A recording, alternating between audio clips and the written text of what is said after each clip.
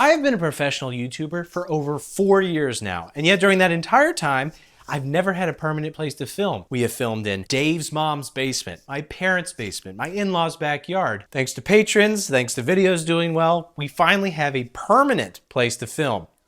Check it out. Green screen wall, sound panels, mini fridge, editing bay, prop bin, Yoda, evil puzzle box from hell. Where did that come from? I seriously don't even know where this came from.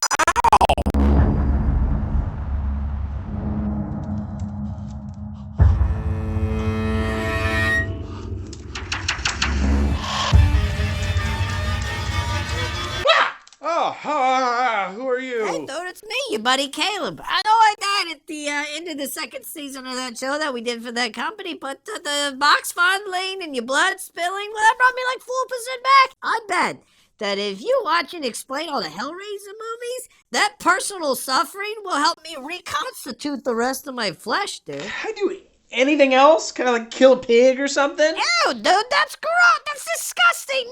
No.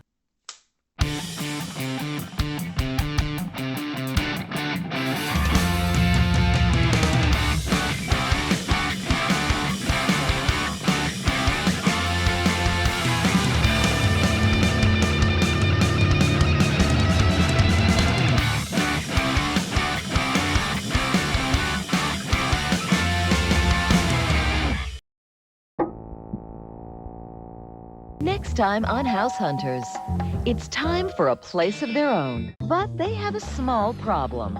We'll tear your soul apart. House Hunters. Apparently, this is Clive Barker's Hellraiser, not to be confused with my cousin Greg's Hellraiser, or I don't know, Steve Buscemi's Hellraiser, if he has one. It's not that. And I've also heard people call their kids Hellraisers when they misbehave, but fortunately, I've been blessed that none of my 3 kids have ever summoned a skinless pervert from the torture dimension.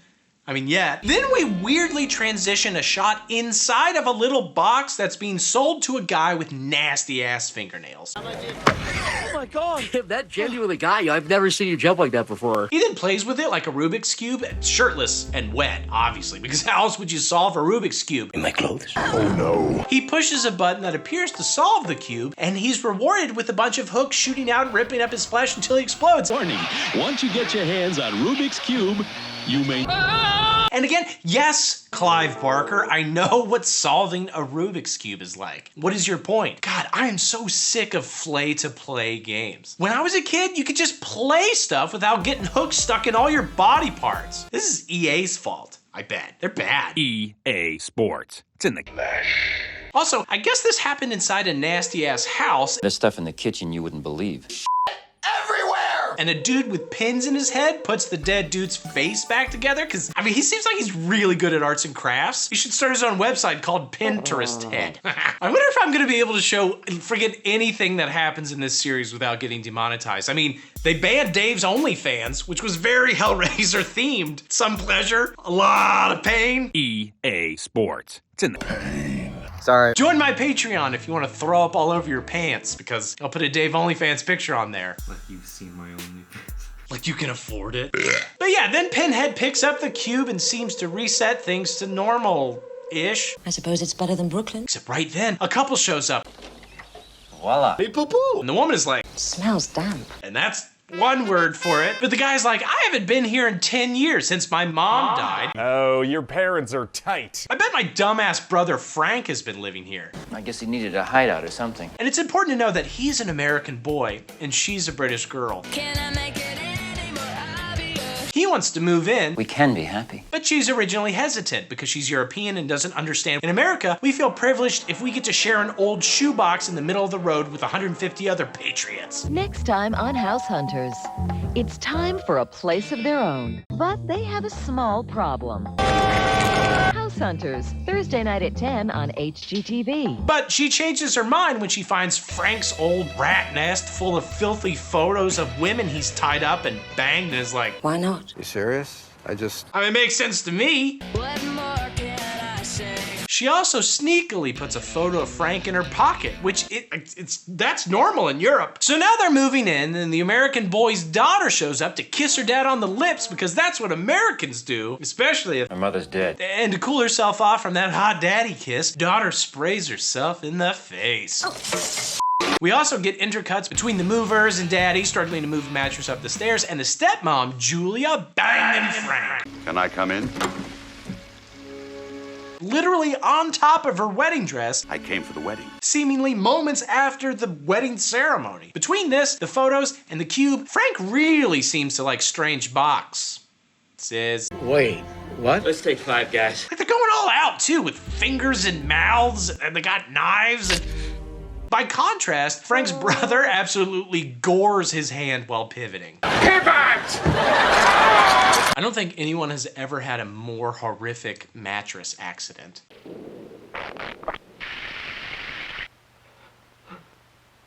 Here. Just like blood everywhere. Well, you are fired from the moving company. The big brave boy, though, goes to Julia to be like, help, please. Oh my God, I hate blood. Crimson, copper-smelling blood. His blood. Blood. Blood. You know me and blood. Blood. And to be fair, he is plopping all over the floor. They leave for the hospital and the floorboards start jumping around and sucking down the blood like a public domain Encanto slasher. Casita, help me out. And then some goop appears and something grows out of it. And it's so gross that even the rats aren't into it.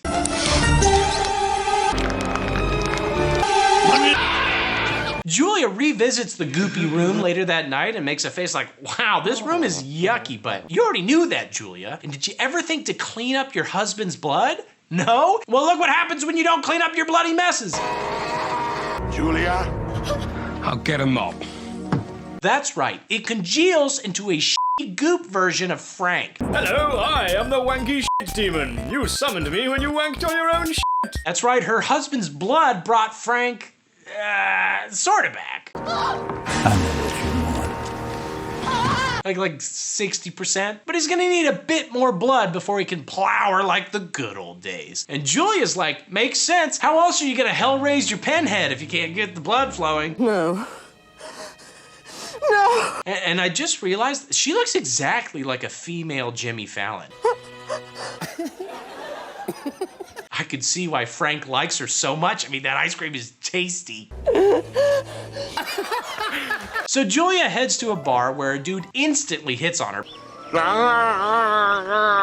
Because British people are the worst. Are we the baddies? It's like 1 p.m. This guy's like drunk and he's like, oh, hello. Are you looking for a friend? A mate? Why not? It's the 80s. They didn't have dating apps. The best you could do is sit at a bar. Every woman that walks in the door is like, hey. If we're both on our own, maybe we can have a drink together. She brings him back to the house and is like, hey, why don't we bang in the attic? This isn't the bedroom. Anything's a bedroom if you pass out drunk there, you limey. Smashing, Jake. Terribly clever. And in fact, I've always preferred the floor. I'll get him up. he has no counter to this, so he starts taking his clothes off while she starts killing him with a hammer. Oh, foreplay.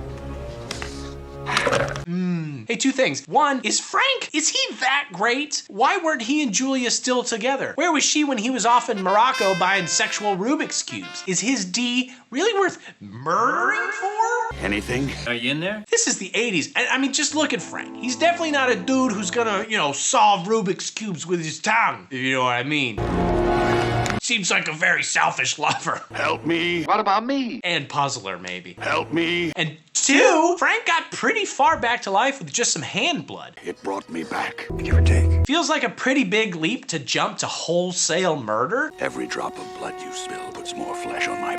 Could she not give some of her hand blood first as a trial run? Maybe steal some from a blood bank? That's certainly a lesser crime. At minimum, she could maybe, strangle a cat up there and see what that does? See if Costco has a sale on steaks that you could wring out? This is not blood. I'm just saying, maybe explore your options a bit before you jump to full-on serial killing, which is a lesson we could all take to heart, Dave. But hey, you can't argue with the results. I mean, Frank looks good. Come here, damn you. I want to touch Big ass titties. Oh no, better go hide the body from your pervert husband. You want a cookie, little girl? Julia has terrible taste in men, but she also sucks, to be fair. So it's all kind of a wash. She's a bunch of weird people doing shitty weird stuff. Julia heads back up to the attic to chat with Frank, and he's like, baby girl, I think I only need like one more body, 2 tops, and then I'll be back in fine form. one more, maybe 2. Possibly 3. And she's like, oh, heavy sigh, fine. Also, they need to hurry because he escaped from The Cenobites. The what now? and they're gonna find him, which, okay. Julia takes that in stride, and with Frank's half a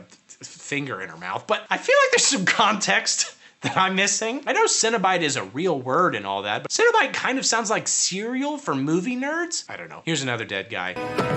And Dave's got the salad dressing out. Could you not do that, please? She's like, the Cenobites, they're chasing me. Arrgh! As he like crawls along the ground and sticks his finger in her mouth, and she's like, well, we don't want that.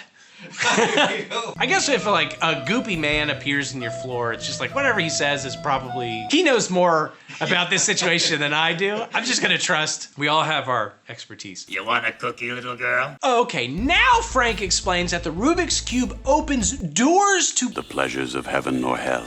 and the Cenobites helped him experience things beyond his limits, 2 chicks at the same time, man. which is to say, ripped his whole body apart. And I guess the Cenobites are the dudes with the pins in their heads and shit. But Julia's like, They'll never find us.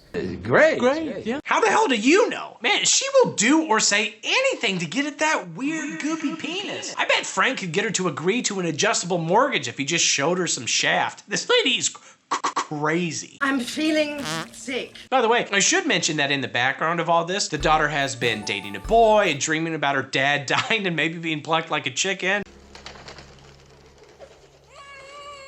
She also was working at a pet shop where a dude comes in to eat the bugs, and now she's accidentally spying on Julia as she brings in a third victim. That's kind of her arc. Hilariously, this third guy goes to the attic and slow pans to reveal Frank hiding in like the only lit spot in the entire room. There's only like a single light, and Frank's like, Frank, oh my God, dude. Whatever. Death by hammer! Oh. Christ! Oops. Julia's actually somehow gotten worse at hammer killing. She hasn't hit her 10,000 hammer murder hours yet. So Frank has to finish the job, except, oops, the daughter walks in and he's like, It's Uncle Frank. No. Come to Daddy. there's kind of 2 different relationships. Like, he's not your daddy, right? Unless that's some extremely weird and ham-fisted foreshadowing or something, but that'd be crazy, right? Yes. Yes. Anyway, the daughter pokes Frank in his tummy guts and hucks his cube out the window. Holy mother of hell! My cube! And runs away with it. Right past some very judgy nuns. She passes out from all this effort though, because she's an American, remember? These are a bunch of elephants. And she wakes up in the hospital where her nurse just watches time-lapse footage of flowers unfolding because that's the only kind of movie they even make in Europe. Unlike American hospitals where they just watch time-lapse footage of patients crying as they read the bill. The doctor comes in and is like, the cops are gonna wanna talk to you, but she can't remember anything. So he's like, never mind, just crawl into this bed and play with this Rubik's Cube from hell. See if that jogs your memory and or opens a portal to pleasures of heaven and hell. First, back into bed. Anyway, that'll be $10,000. Good luck. So she dicks with the cube and the wall opens up to a tunnel housing a freaky ass scorpion thing, which she runs away from. But wait, maybe it's trying to show her immense pleasures unknown. I mean, slow down, babe. Get over here. He's probably great at hand stuff. Stinger stuff? I don't know, I've never tried it. She ends up back in the hospital room, but crap, now the freaky ass Cenobites are there. And they're sticking fingers in her mouth. Which I'm just starting to realize, is that how people in Europe and or hell and or heaven just greet each other? They're like, hello, bloop. I'll do this with my hands. Everybody in this movie is having trouble talking because of all the fingers in their mouth. Yeah, I can't wait for your big trip to Europe and learn these cultural practices. I'm just gonna be walking around Europe shoving fingers in people's... like, I saw Hellraiser. Hello, blah, blah, blah, blah, blah. How's your adjustable mortgage rates? So why do they do that? I guess because everybody thinks it's hot. We came. I don't think that's hot. Get over here and I'll change your mind. Now you must come. She's like, what the hell? And they're like, heaven and hell, actually. Who are you? explorers. And hey, you solved our little Rubik's Cube. It is a means to summon us. You do that, we show up. And our motto is, solvers get mouth fingers. It's not a great motto, but that's Europe. We Cenobites are explorers in regions of experience. Some call us demons. Angels to others. Some call us Larry, which I'm not sure where they got that from. We have such sights to show you. But anyway. Now you must come with us. Also, okay, wait. Angels? Really? Name one person in recorded history that saw you slipped on some spilled orgy lube and fell through a sex shop window before rolling through a hardware store looking ass and went, "Ooh, is that an angel?" Wow. You're like looking at Pinhead and you're like, "Ooh, that must be Gabriel." We have such sights to show you. Aren't the biblically accurate angels like UFOs covered in eyeballs and shit? But they didn't have nipple clamps. You don't know that. You don't know, Bible doesn't say. Nobody's gonna believe this. I'm just gonna leave that part out. It took me like 15 of these movies to realize, I was like, oh, I guess the nails in his head are a sex thing. The only reason he has it is because he likes the pleasure of getting nailed in the head. Whatever works, man. Anyway, she's like, what if I gave you Frank instead, since he has eluded you in some way? It's only a matter of time before they find I've them. I know where he is. And they're like, okay, well, I'm not saying we lost him or he got away. Nobody escapes us. But yes, that would be great. Thank you. Supposing he had escaped us. Which is, of course, impossible. Meanwhile, it's pretty clear that Julia has killed her husband, and Frank is now poorly wearing his skin. Is that letter? But let's pretend we don't instantly recognize that for a minute, because the daughter shows up and is like, whoa! I want to see my father! Hey, what's up, my definite dad? And her dad is like, oh, nothing. Just feeling comfortable in my own skin. This is good skin. I mean, I just murdered Frank. Whatever Frank did was unspeakable.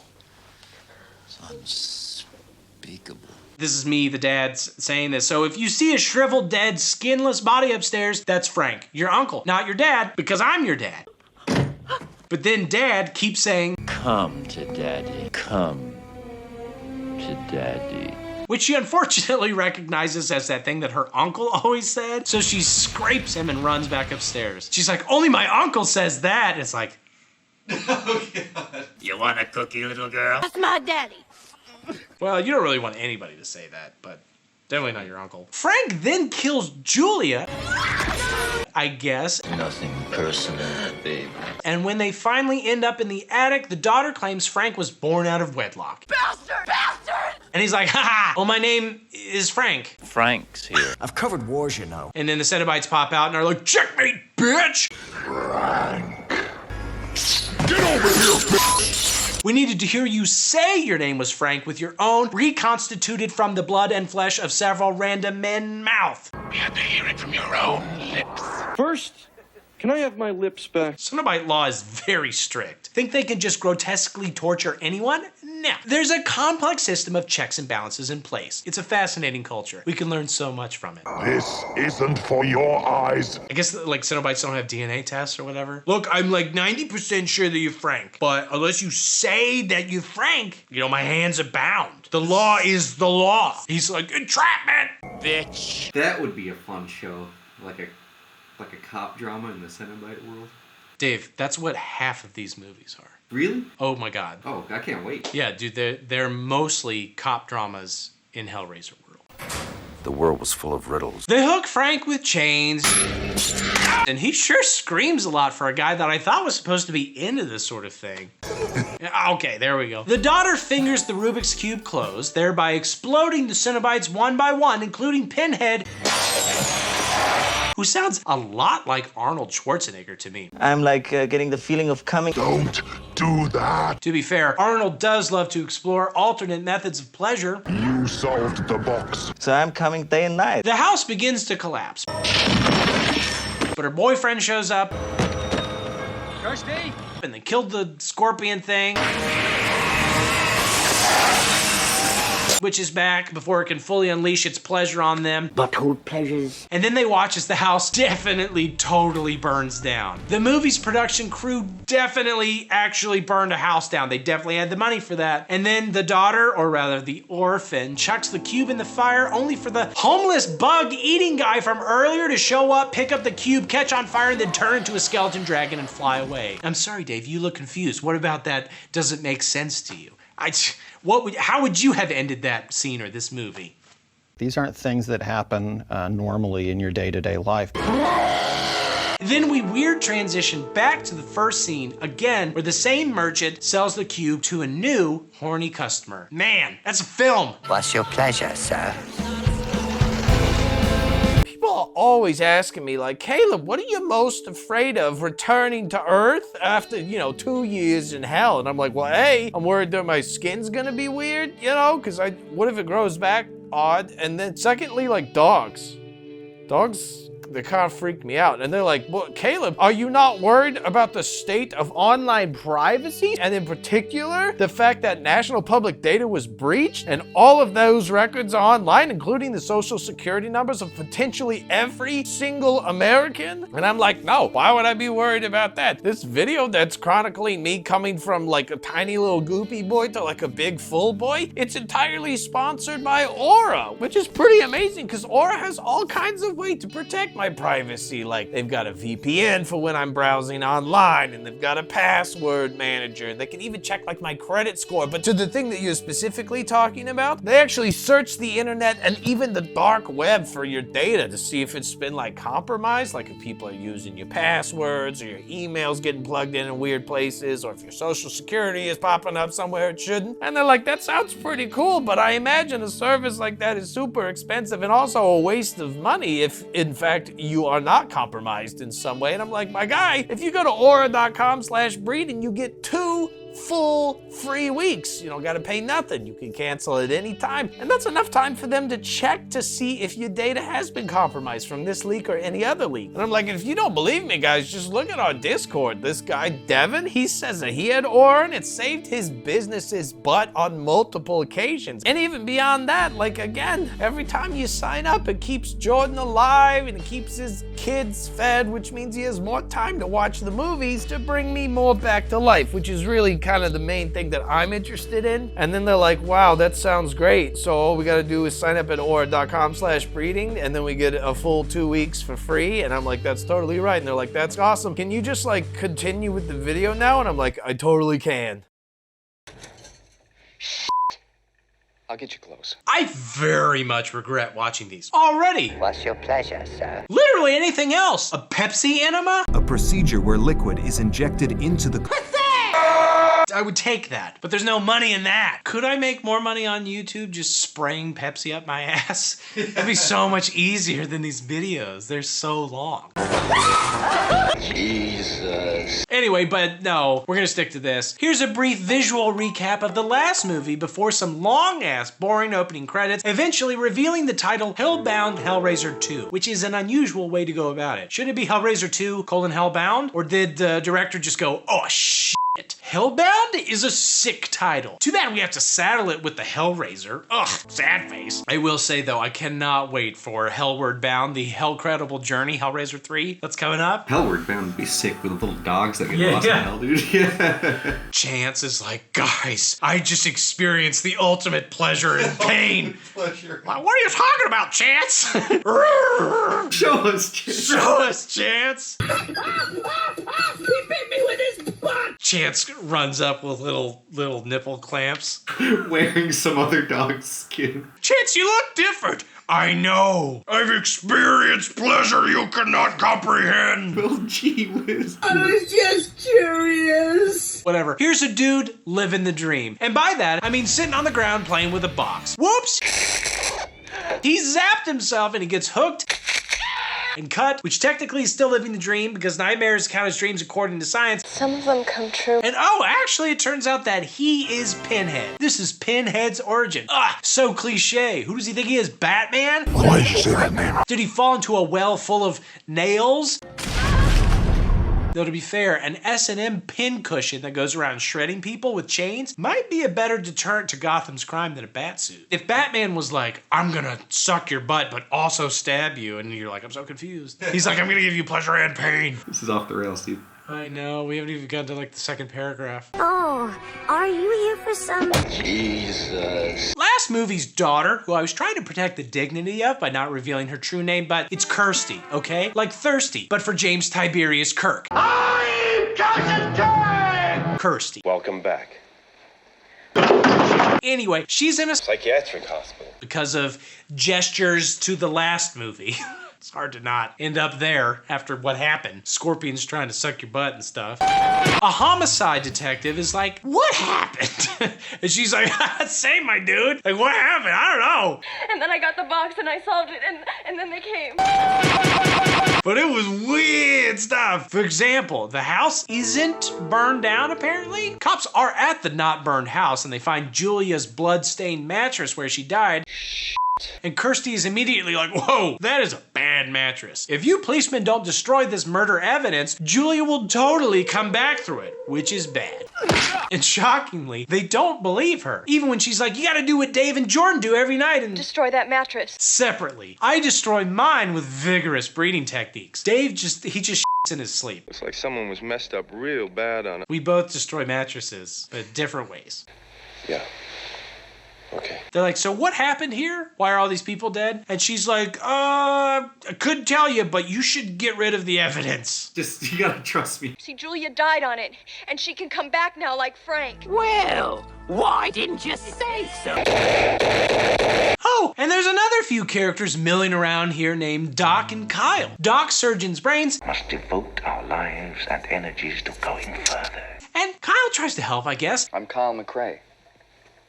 Call me John C. But his pants, they are too high to be of much use to anybody. Oh, Jesus, I'm sorry. Also, here's Tiffany. She does puzzles and doesn't talk. She's also insane, but mostly in real life. She keeps getting arrested and is a registered sex offender in the UK. Fun fact. She's actually the scariest person in this franchise. Sad, huh? Later that night, Kirsty sees who she assumes is her gooey daddy, being like, help, I'm in hell. And to confirm it's her father, she licks the blood a little bit. Tastes just like Jeffrey Tambor. It was my father. I mean, it works every time. I always know if my daddy has been in hell by licking at blood spots left by his gooey body. Wouldn't want to accidentally leave him alone and suffering and gooey and unlicked.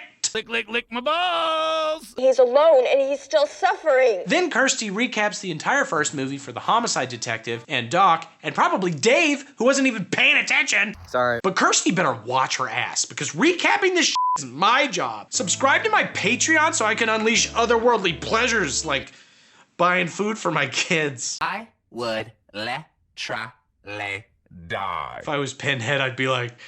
The wall opens up and I come out and I'm like, you got like $3? I need like $7. If you could just click like on this video. Oh, thank you. That's it. I don't want to waste your time. I really appreciate it. Clearly, there is much we must discuss. By the way, the asylum has a super secret maintenance floor filled with all the wackiest people. Dave's mom also has one of those. It's where we keep Dave between the shoots. His mattress just smells terrible, but we can't replace it because every time we try, somebody inevitably gets their hand poked on a nail and then blood gets on the ground and a gooey guy comes out and he begs us to murder people for him and it's a whole thing. This is why I don't move mattresses anymore. I'm worried that a gooey guy's gonna come out. I'm brother. Speaking of, Kyle overhears Doc arranging to have that nasty ass mattress sent to his house. For science, probably. Kyle is intrigued. So he breaks into Doc's house and decides it's weird. But also weird. Kyle doesn't get out much. It's not even that weird in here. Like, who doesn't have a blood-stained mattress in their office? Or for that matter, an extra insane guy like the one that Doc brings in. That's just one of the perks of being a doctor. As you might expect, Doc hands the extra guy a scalpel to cut imaginary maggots off himself with and ultimately bleed enough to resurrect, I guess, Julia from the mattress. They crawl around for a while, looking disgusting. Until eventually she shoves her hand in his head and maybe eats his brain. And it's so nice to see Julia's character having a full arc. Like, first she was obsessed with a man's body and the rebuilding of it for purely carnal reasons. But now she's interested in a man's brain and eating it. Oh. But weak-willed, unsupportive Kyle at some point slips out, realizing he's a little bit over his head. He's like, I don't know what I thought I was gonna see. Wasn't this? Was not this. Like, whoa, I was just hoping Doc was into some weird sex thing I could observe. Not full-on necromancy. I'm not a weirdo. I was just hoping to see some sex stuff. Puberty linked with psychic phenomena. Sounds hot. Also, side note, Doc has at least 3 painful pleasure boxes. I didn't realize these things were mass manufactured. Can you get them at Toys R Us? Do they sponsor YouTube channels? Whatever company this is? What is he doing? I am giving you the opportunity of a lifetime. Ugh. Julia turns to Doc and is like, help me. And I'd be like, nah, I think I hear the stove screaming for help, actually. I'm gonna go get that. Bye, good luck. But Doc's not that kind of man, so he gives her a suit, which does not help. You look strange. That's not the word I'd use, but all right. She still doesn't have skin, so he bandages her up, which I guess is enough for him to be like, okay, that's probably good enough for me to hook up with, but only if we keep it on the hush-hush. This has been a Batman reference from one of the 12 comic books I've actually read. But dang, Kyle! If you just stayed around a little bit longer, you could have gotten all the sex stuff you wanted to watch. A little bloodier than most hope, but you know, we don't have the internet yet, so. Gotta work with what you got. It's still, yeah, the 80s, right? Kind of hard to go in and ask for a magazine that has that kind of. Yeah, do you have any skinless women? Help me. What? Why am I being arrested? Julia stops them and is like, oh, before we fully hook up. Now all we need is skin. I already had mine. Doc is like, oh, doy, you're totally right. I almost forgot that you're not currently in possession of skin. And just like that. Got some skin! Damn, Mommy's home! I guess Mama here takes a few more dead bodies to fully construct compared to Frank. Typical woman, always needing more corpses to get ready. Kyle tells Kirsty what he saw and is like, we should go stop. Whatever that is, it's hard to explain. And she goes to get her clothes, but is like, doy, you're totally right, I almost forgot. I'll get you clothes. Kirsty is like, okay, we need a box so I can put Julia back in hell or heaven, or really wherever. Julia doesn't deserve to come back. She was horrible.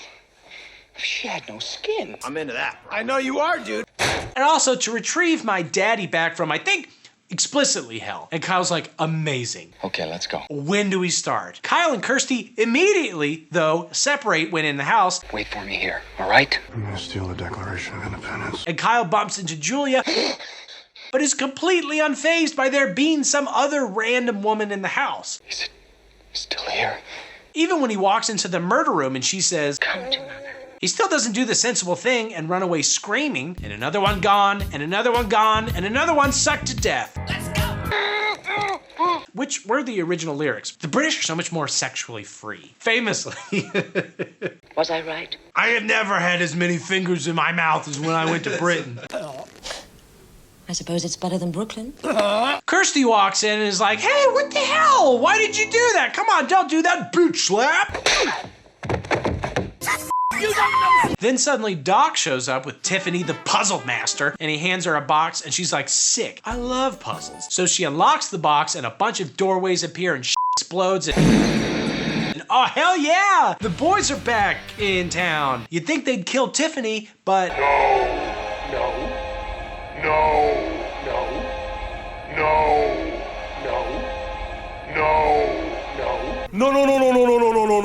You know, because Tiffany didn't technically solve it. The doctor solved it with his desire, obviously. It is not hands that call us. It is desire. Also boobs, boob, and boobies. It certainly is. She was just the conduit for his desire.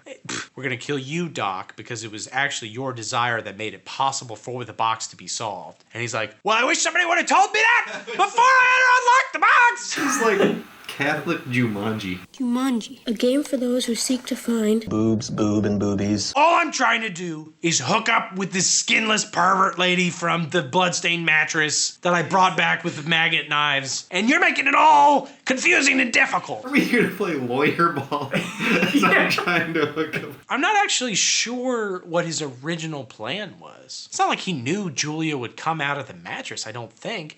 And even if she did, he doesn't know who that is. So he's just like, I'm just gonna have a dude murder himself on this mattress. And like, whatever crawls out, I'm gonna hook up with it. I'm just gonna roll the dice. Oh, it's a girl, that's good. No skin?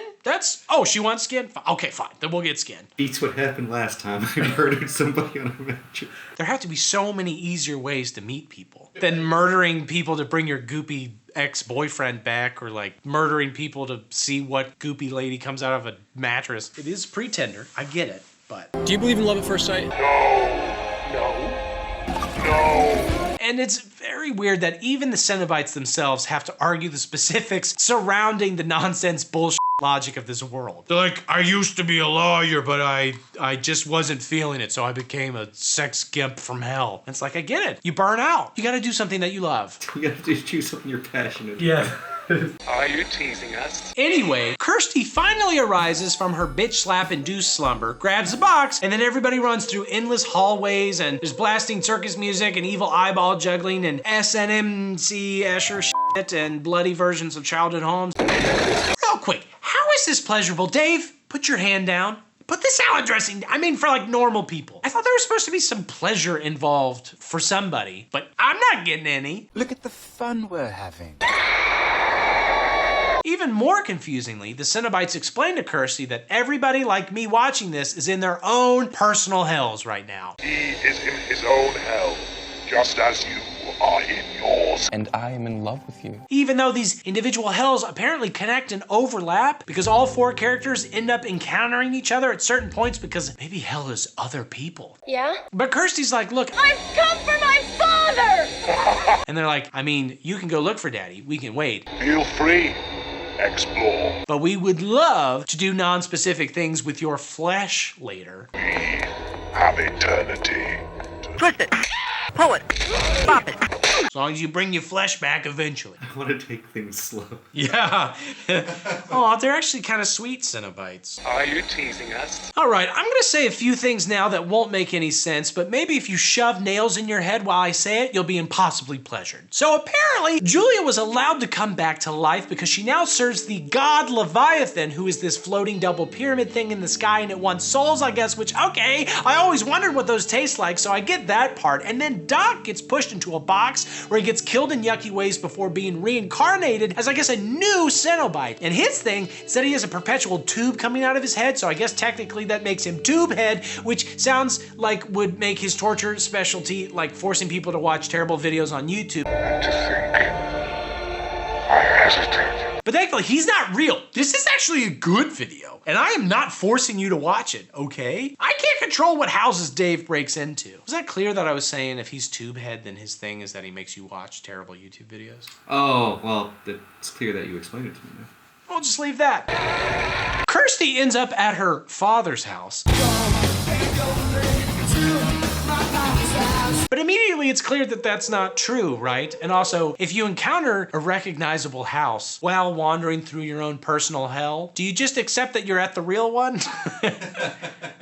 My father's house. Freaky as shit. She tells Tiffany, who she linked up with and is working with, or whatever now, to wait outside. But inside, it's just an evil temple or whatever, with the unique twist of having naked women moaning underneath bed sheets that disappear when you try to get at them. Where did she go? Okay, now we're talking. Finally, a little bit of pleasure. Dave was starting to get really upset. He smashed 2 salad dressing bottles in his hand in frustration, just to feel something. Except crap. This is Frank's blue balls hell. It's only Uncle Frank. Oh no. Let's go! And he is who has been sending the gooey, bloody messages. Could Kirsty not taste that? Does she not even know the difference between her uncle daddy and her daddy's blood? Wow, she's a terrible daughter. This is why I feed my children just a couple drops of my blood every day, just in case I get into one of those weird scenarios where I'm like trapped in hell and trying to get out, and I can sort of crawl to the surface. Or I guess alternatively, it's one of my siblings or you being like, it's totally me, your dad. They're gonna lick and be like, that's Dave. That's not my daddy. Put him back. Put him back in hell. Oh, Daddy. Well, whatever. Before Frank can do anything to her, Kirsty sets a sheet on fire which burns all of Frank's skin off. And is skin insurance a thing? Because this is like the 5th time he's lost his. I mean, I guess his rates would be insane. They're like, you lost it again? He's like, I don't know what to tell you, dude. It's tough. This is why I have insurance. They're like, you're gonna bankrupt our company. USAA is going under. Hey, USAA, it's Gronk again, and I'm here with my man, Frank. Frank, say hi. Oh, Kirsty. So ripe in your confusion, so luscious. Frank, that's not the line. Was Frank a vet? He probably was a vet. Thank you for your service. As we film this on July 4th. Thanks, Frank. This goes out to all the troops. This video's for the troops. Love you guys. Thanks for all you do. And don't you think I deserve a USAA membership? Grow up. Anyway, then Julia shows up and pulls out Frank's heart. Then the 3 ladies run around for a bit until a wind tunnel opens up and sucks Julia literally right out of her skin. Because I guess she also doesn't have skin insurance. Like, look, man, I don't know how to describe this any clearer than I am. Google the scene for yourselves. Just look for lady sucked skin. This is f***ing wrong. This one is so weird. They end up in the hospital for a bit where everybody has a box, and Tiffany finally speaks, but only to say a swear. The doctor. Is he? If you don't have anything nice to say, keep your mouth shut, Swearfany. Then Doc shows up and does some stop motion freaky stuff with his hand tentacles that he now has. And they get away and end up in a room with the Cenobites who have been waiting like my kids for me after work. This is my job, and my kids are just like over there like, I can't wait till Dad's done with whatever the hell he's doing in there. If I get up, what are you gonna do? Oh, okay. You want me to sit there? But Kirsty is like, whoa. Hold up, Cenobites. I've got some information. And Pinhead is like, okay, but if I don't like it, then I'm gonna make you lie down on Dave's mattress or some other horrible thing. Your suffering will be legendary. Wait for it. But Kirsty hands Pinhead a picture she found of him as a human that she found and is like, you used to be human, big guy. And he's like, oh, shit, I used to look good. You haven't always been this way. You were human. You were sexy. And also, I can't believe that Loki stole its entire plot from Hellbound: Hellraiser 2. Spoiler alerts for Loki season 1. Wow. Kevin Feige's like watching Hellbound: Hellraiser 2 and he's like, ooh, I like this. It was always our intention to go to new and surprising places with Loki. Go on. So then the Cenobites attack the Doctor, but they're picked off one by one and return to their human pervert forms. Except Pinhead, who first gets zapped in the face 3 or 4 times until he looks normal, and then he gets killed. I mean, why not? Why literally anything, but apparently not a coherent plot? I don't know. Tiffany is like, I really should finish that puzzle and close her back up. So they run back into the tunnels of infinite madness to grab the box that's become more of a double pyramid box. And they bring it to the double pyramid god box, except then the Doc pops back up and it's fine though, because Julia pops back up and makes out with him, which buys Tiff enough time to do more puzzle. But then Doc tucks his boner up into his waistband and he shoots his his hentai tentacles. Hentacles at Tiff. He shoots them, but he misses. So they get stuck in the concrete and he tries to pull them out, but his head pops off. I'm afraid it's terminal.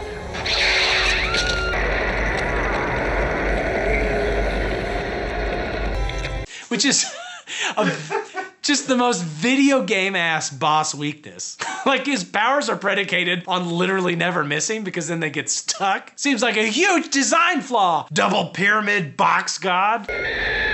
And oh, by the way, actually, twist, that wasn't Julia, but rather Kirsty Buffalo Billing, the skin that Julia lost when she got sucked into the wind tunnel earlier. Truly her Uncle Father's daughter. I guess Tiff solved the box, though I don't remember that clearly being the case. But God starts shooting Star Wars lasers at them, so they run away until they end up back in the hospital, and God becomes just a regular floating God box, I guess. And then the girls walk away because I guess the hospital's empty. Maybe because Doc kept sacrificing everybody inside it to rebuild Julia? Hey, I'm not blaming him. I'm on social media. I read all your stories about what dating in your 30s is like. Ritualistic murder to an eldritch god is not the worst alternative that I've heard. Some of you guys are crazy. Take a look at this. Whatever. Some movers empty Doc's house until, whoops, one gets too close to the blood mattress and they get sucked in, and an evil totem pole rises from the gooey mess, and a head says, What is your pleasure, sir? And like, stop asking. You already know the answer. It's don't make me watch 9 more of these movies. Holy hell. Oh my God. This is hell on earth. It doesn't even matter what I say. You're going to do something crazy. I could use a #1 from Chick-fil-A and they're like, wait, sorry. The options are getting hooked in the dick or hooked in the face. Jesus. Hey, I actually think it's working pretty good, dude, but let me consult with God real quick. I am already so lost on the lore, dude. You don't need you to know the lore. You need you to watch the movie. Geez, you're being pretty mean considering I am resurrecting you from the dead with my own personal suffering. I am binging for your sins, dude. Just watch it. Tight stories, not tight skirts. Yeah, right. All right. Now, this is a normal sequel title. It's also what I'm experiencing right now, both in the literal movie sense and the metaphorical pain that these movies cause me sense. Like, why are these credits so long? Are all these people really that proud to be associated with this? No. Maybe these movies were all made by people who solved a BDSM cube and being forever remembered for Hellraiser is their pleasure torture. Whoa. You think? No. A car pulls up in an alley and some sick-ass boots get out, but spoiler, they're attached to legs and the rest of a body. Dick and balls. This is called a character arc. They head inside an art gallery to purchase a glowed-up totem pole of infinite madness, which includes a hell box from a weird art dude. Hello. As one does. I personally spend all my money on feeding my children. I have 3 of them.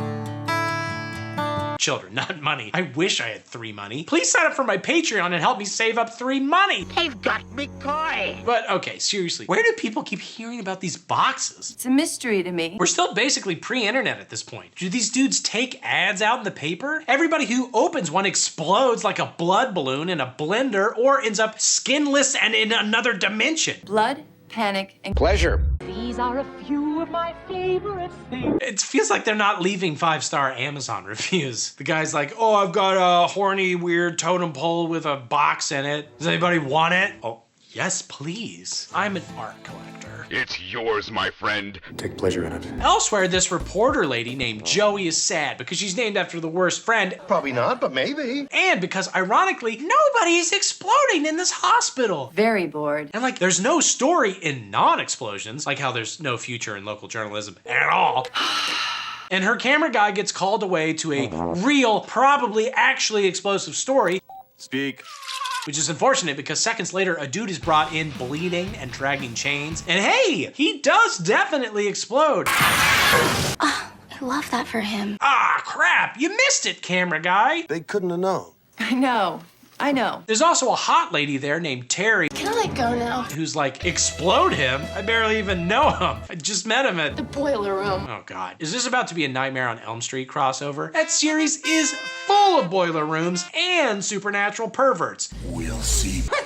Though not a lot of elms, weirdly. It's not my problem. Honestly, pervert nightmare in the boiler room would make more sense, but I guess Dave's already copywritten that for his memoirs. The boiler room? What is the boiler room? Where is the boiler? It rolls off the tongue, regardless. Yeah. Right. Yo, what's up? We're pervert nightmare in the boiler room. Anyway, sad Joey heads home on the bus. Now she tries to tell people about the exploding wit boy she saw. Nobody believes her because there were no photos. No pictures? No story. It is the story of my life. I mean, that makes sense, other than there were half dozen witnesses, including medical staff, as well as a clearly exploded body. What are the odds? I know. Are there also no security cameras in the hospital? Yeah, right. There is so much evidence. You are fake news. But no, people only believe in things if they've been pictured. There is a story out there. But Joey's not gonna let this story go untyped. She's all about Tight stories, not tight skirts.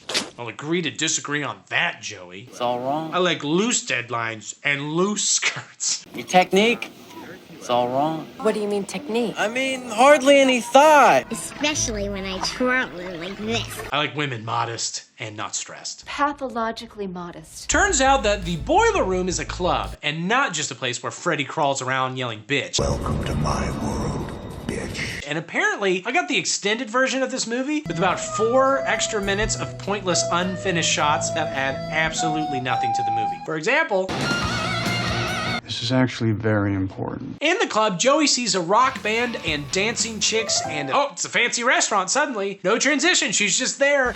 The owner of the club is also there, and he's the guy from the intro, and he seems like an unkind man. During this whole thing also, Joey's attempting to locate Terry from the intro, but mostly just by describing her as like super pretty. Wait, please. Pretty girl. Really, really pretty. Pretty. That doesn't help me. And it's like, I get it, Joey. We all want to date that woman, but it's not the best descriptor. I love your eyes and their bluish, brownish, greenish color. Have you seen a woman? Super hot. I want to kiss her in the mouth. Yeah, finger you, finger you. Then no transition. We're in a Vietnam flashback, I guess. Again, 4th of July. Thank you, troops. And she's watching her daddy get shot and left behind by a helicopter. Is this about to be a Rambo crossover? Don't push it. Or maybe it's setting up a future scene where Joey has to fight and kill a helicopter to get over her trauma? I'll take either option. Then she's woken up because that last part was a dream. She wasn't actually in Vietnam watching her dad die, you see. Oh, I get it. She's woken up by a phone call from Terry from the intro who's like, hey, if you want to talk, I'll trade you for sleeping at your place because I am literally homeless. And Joey's like, absolutely. No, that's fine. Come now. So Terry comes over and Joey talks about her dead dad dream, which you'd think would be a weird pickup strategy. But Terry's like, Man, that's great. but just because she can't dream. Excuse me? No, I don't mean about your dad or anything. Which, I mean, I think Joey would trade the ability to dream for not watching her dad die in Vietnam every night, but who knows? Some people watch Full Metal Jacket a lot. Who's the slimy little communist twinkle toad? Sorry. She's like, oh, you're so lucky that you get to dream about your dad dying in Vietnam every night. I'm just kidding. She's like, I guess I never thought about it that way. I guess you just gotta be thankful. Yeah, yes, the little things, I guess. No. Oh, I would love to watch your dad die in Vietnam. Sounds awesome. It wasn't. Terry also is like, oh yeah, I have this box. And Joey thinks, I bet you do. I'm jealous. I've been asking about you at the clubs. 2 girls for f***ing? But Terry continues, I took the box from the club's owner, JP's sexy totem pole of pleasures. Is my in a box? Speaking of, JP's like, great. Oh, what the? Now there's a hole in there in my totem pole of pleasures. So I might as well shove my hand all the way inside. I'm bit by a rat and my blood got all over my statue. That's a pretty normal and expected way for that scene to play out. Dave has never seen a gaping hole that he hasn't tried to shove some part of him into, and it always ends with blood. There's always blood. I assume you're referring to women's troubles. Speaking of, Dave told me yesterday... I'm a kitchen virgin. Don't think too hard about how those thoughts are connected. Terry, anyway, is like, hey, JP found that totem pole at some store. Let's go to the store. So they go to the store, but the store is closed. Maybe they're closed today. Closed every day. And this would have been an excellent time to end the movie and the whole franchise, but unfortunately, it continues. It's just like, damn it. Well, save a lot of time, drama, and goo. There's like some goo store that's like, are you kidding me? This is the best thing that has ever happened to us. Not a lot of people buying goo. You know, this is a really great place. They go to the back of the store and inside discover drawings of the box and a connection to the insane asylum from the last movie. And this revelation, I guess, leads Joey to track down a videotape of Kirsty saying things about the box that we already know. I've said all this before. Although I will say that she only refers to Cenobites as demons and only mentions hell. It's a gateway to hell. And again, I thought the box had pleasures of heaven and hell. The pleasures of heaven or hell. At the same time. Sure, it has hooks in your skin, but also maybe it gives the pleasure of biting into a really yummy apple. Would either of you like a tasty apple? I thought I'd gone to the limits. I hadn't. It feels like we moved away from that weirdly quickly. I guess it's a lot easier to just say, here, demon, demon man, run from demon, as opposed to constantly being like, no, they're trying to give you pleasure by ripping your body apart. But holy hell, is it erotic?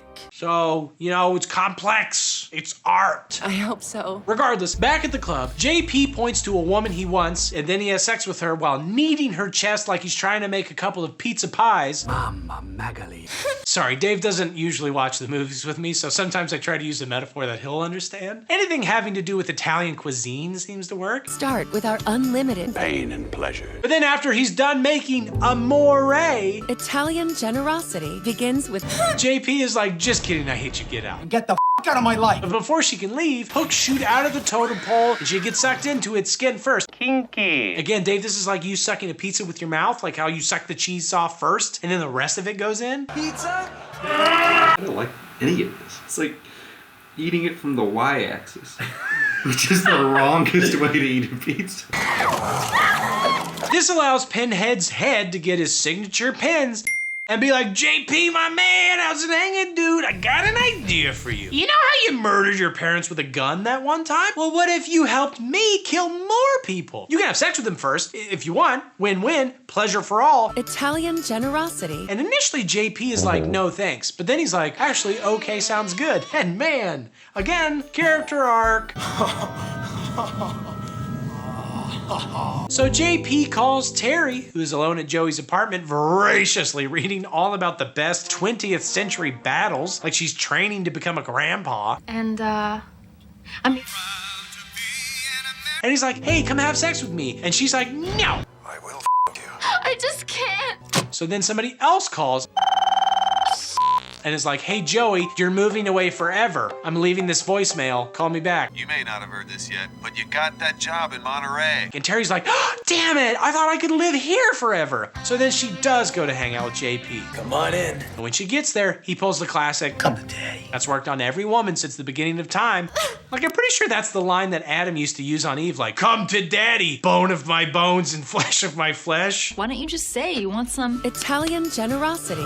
But Terry hesitates, so JP drags her to the totem pole, but she clobbers him, and Pinhead screams a lot, and then is like, whoa, whoa, whoa, don't leave yet. Wait! So Terry pauses to hear my man out, but like, okay, surely you should be a little freaked out that the totem pole has come to life and is talking to you. Why run? You're the devil! Also, you were just assaulted? I'd have been like halfway to Vietnam like Joey's dad before Pinhead could even finish saying pleasure. Another life of unknown pleasure. Get that out of here! But no, Terry hears the evil totem pole man out. And he's like, hey, what if you help me out now that JP over here is unconscious? And then he eats JP and is once again fully encased in flesh. Great. He explodes out of the room and kills, I guess, every single person in the club.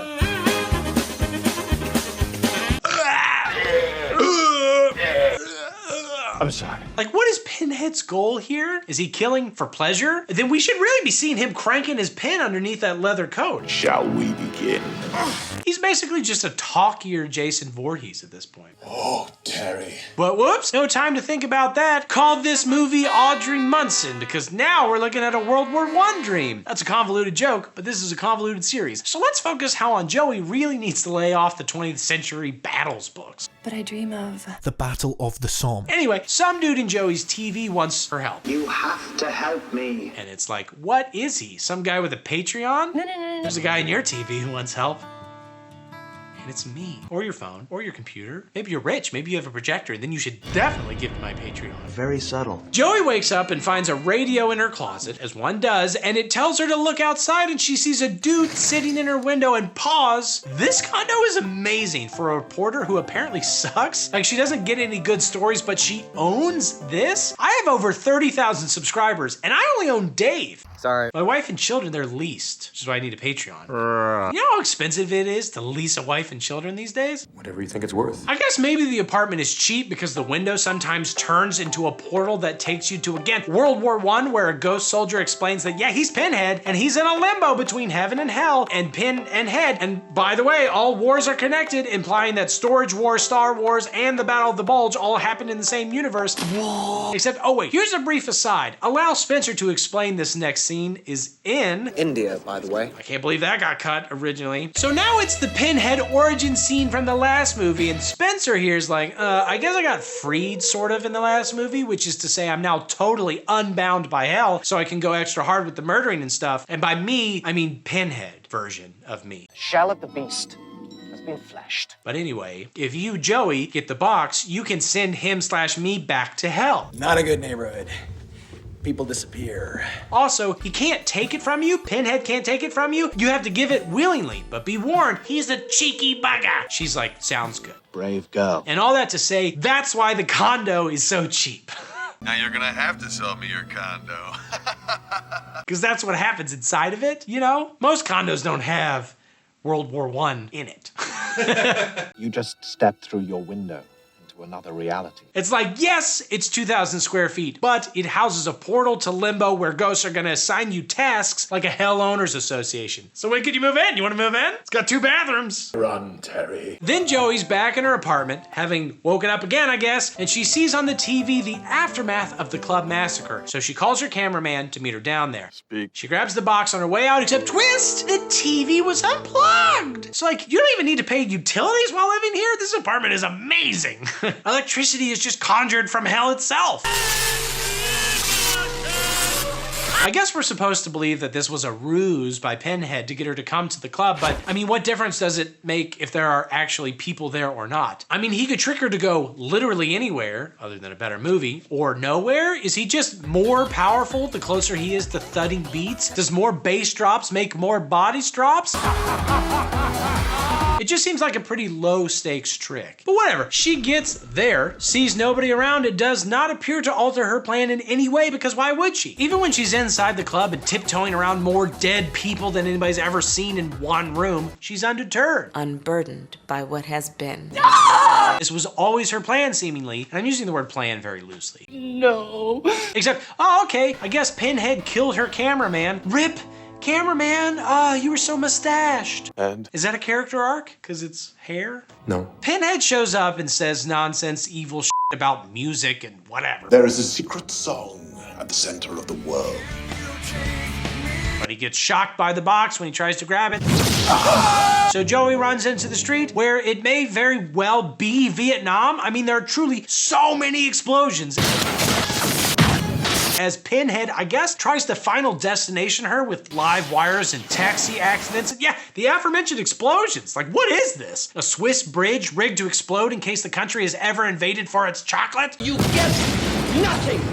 You lose. Then a bunch of new Cenobites show up, I guess because the others died more extra hard than Pinhead in the last movie. Like, all the Cenobites died, but only Pinhead came back. I guess he was unbound from hell. And one of them is her cameraman, who obviously has a camera theme going on, but there's also one super into compact discs, and another that's like a bartender. And everybody has like their thing. Have you seen? Like if Dave was a Cenobite, he'd probably have a bunch of meatball subs sticking out of his ass or something. This is gonna be huge. I think I'd have some kind of like twisted doctor theme where like there'd be a stethoscope where my nose should be, and my white coat would be made out of leather, and I'd kill you by issuing you bills for tens of thousands of dollars for listening to your heartbeat with my nososcope. I have concepts of a plan. Cops do show up, but dang. Should have invested another $1 billion into your annual cop budget, city. Though ACAB works for either side here, I guess. All Cenobites are bastards too. That's a wrap. Joey heads inside a church so Pinhead can do some scary and satanic heretical shit and pretend he's Jesus, sort of, and for some reason demonstrates what a staunch Protestant he is. Thou shalt not bow down before any graven image. He also explodes all the glass because this movie had an insane explosion budget. The craft table was probably sagging with expired Taco Bell to give everyone explosive diarrhea, because it's like, everything's gotta blow, butts, glass, Vietnam, you name it. Oh no! Oh no! No, no! And instead of toilet paper, we're gonna give you guys more explosions. I keep expecting to see a Michael Bay themed Cenobite somewhere, like behind the camera, just blasting rockets from his twisted hell dick. But okay, now we're at a construction site, and JP themed and Terry themed Cenobites show up and mess with Joey for a while until Joey's like, Play with this minute. And originally I thought she meant like solve the female mind because man, it's confusing, right, Dave? Women's minds are like Rubik's Cube boxes that may or may not unleash the pleasures or pains of heaven and or hell, maybe? Telling the truth, Joey. But no, she only means the literal box she's holding, which she solves herself because sometimes you gotta solve your own box. It wants to open, that's the thing. And it shoots a bunch of lasers and sucks everybody in. Fuck! But now she's back in Vietnam and her dad walks up and is like, great job, sport. Hey, you mind handing me that box? And she's like, of course, daddy. Ah, shit. It was another pinhead ruse. Ah! Save your tears.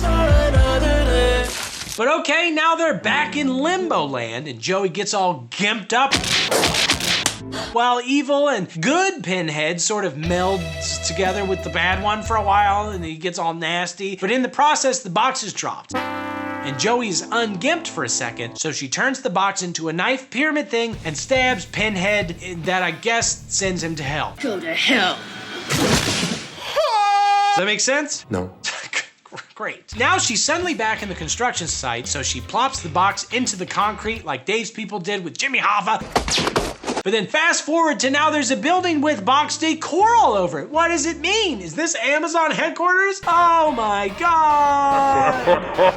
Okay, so, what? What do you mean, what? Dude, this is taking like way longer than I was expecting. There are a lot of movies. Well, hurry! My goop is congealing. Are you brilliant? Finest toy maker in France. Jump scare! The movie just wanted you to have a little bit of fun before it throws boring ass credits at you for 3 minutes. Also fun, this movie is called Bloodline, which is 2 things. A direct sequence of ancestors and, you know, like blood, if it was in a line. Ew. These movies are edgy and smart. Kind of like an English major with a knife. Get him off! Get him off!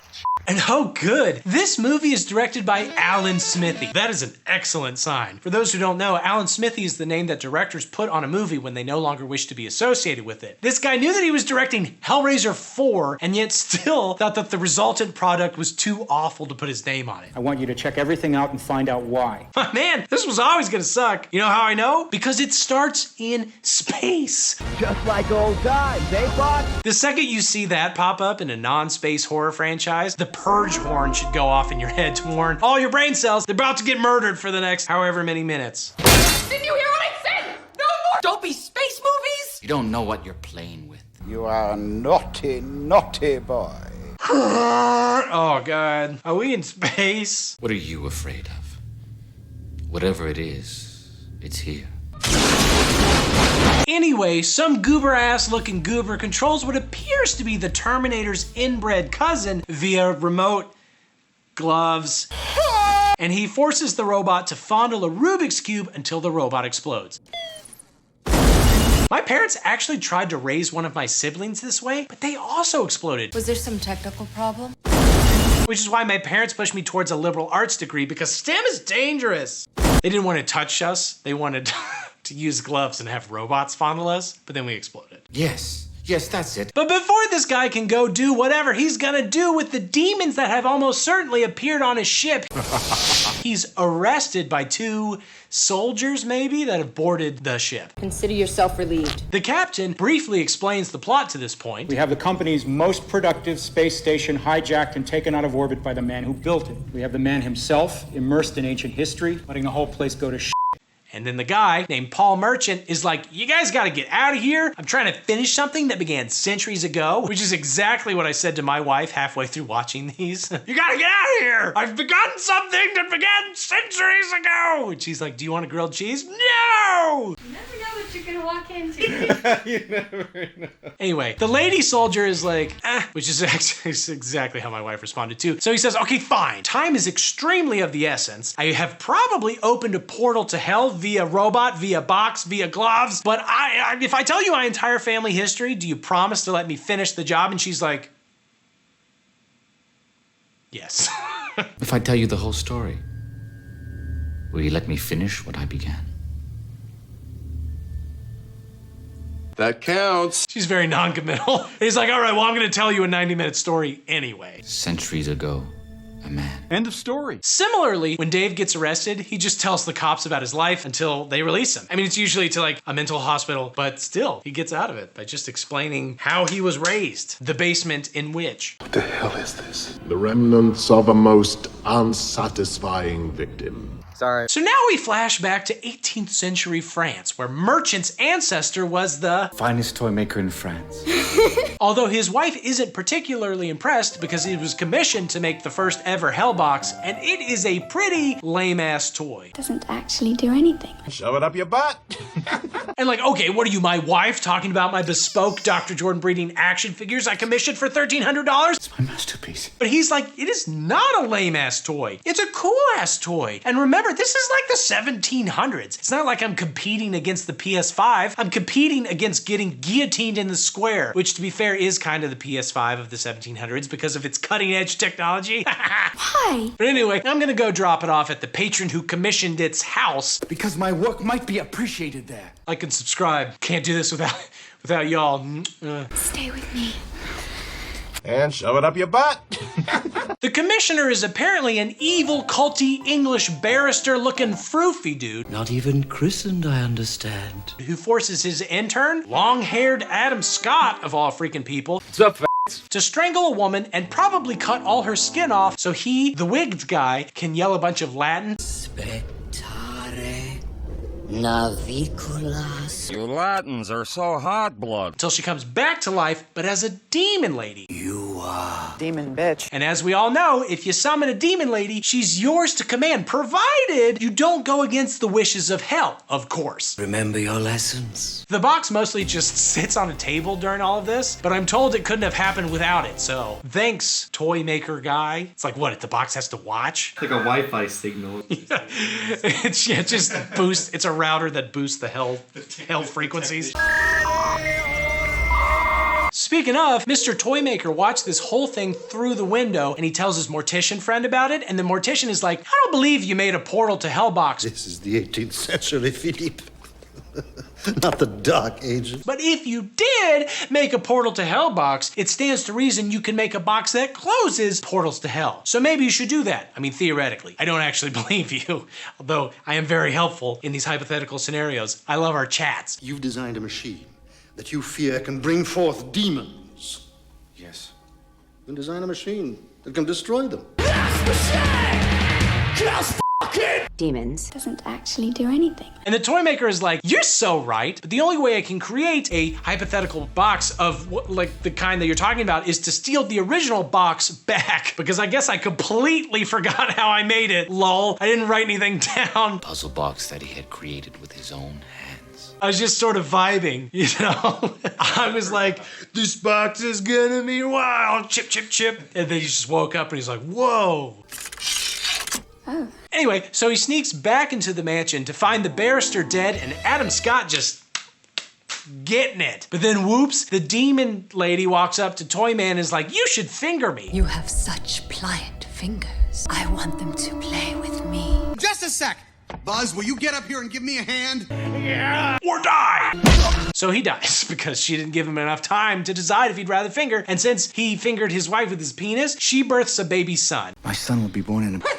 And the toy/baby maker bloodline continues until the modern day of 1996, when the PlayStation was already released, so there really is no need to play with cursed Rubik's Cubes. And this would, again, be a great place for the movie and the franchise to end, but no. The bloodline continues. F***ing die already. Instead, this is where the next part of this centuries-spanning epic tale continues. As it turns out, Adam Scott is still alive. What's up, which makes sense, because Parks and Rec, it was later.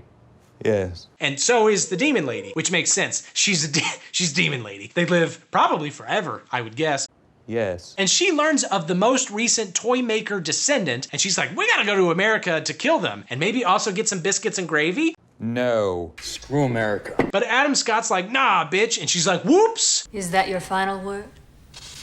Yes. Yes. What I want is what Hell wants, and Hell really wants those biscuits and sausage sauce, and by you refusing what Hell wants, you broke the #1 rule, Jacques.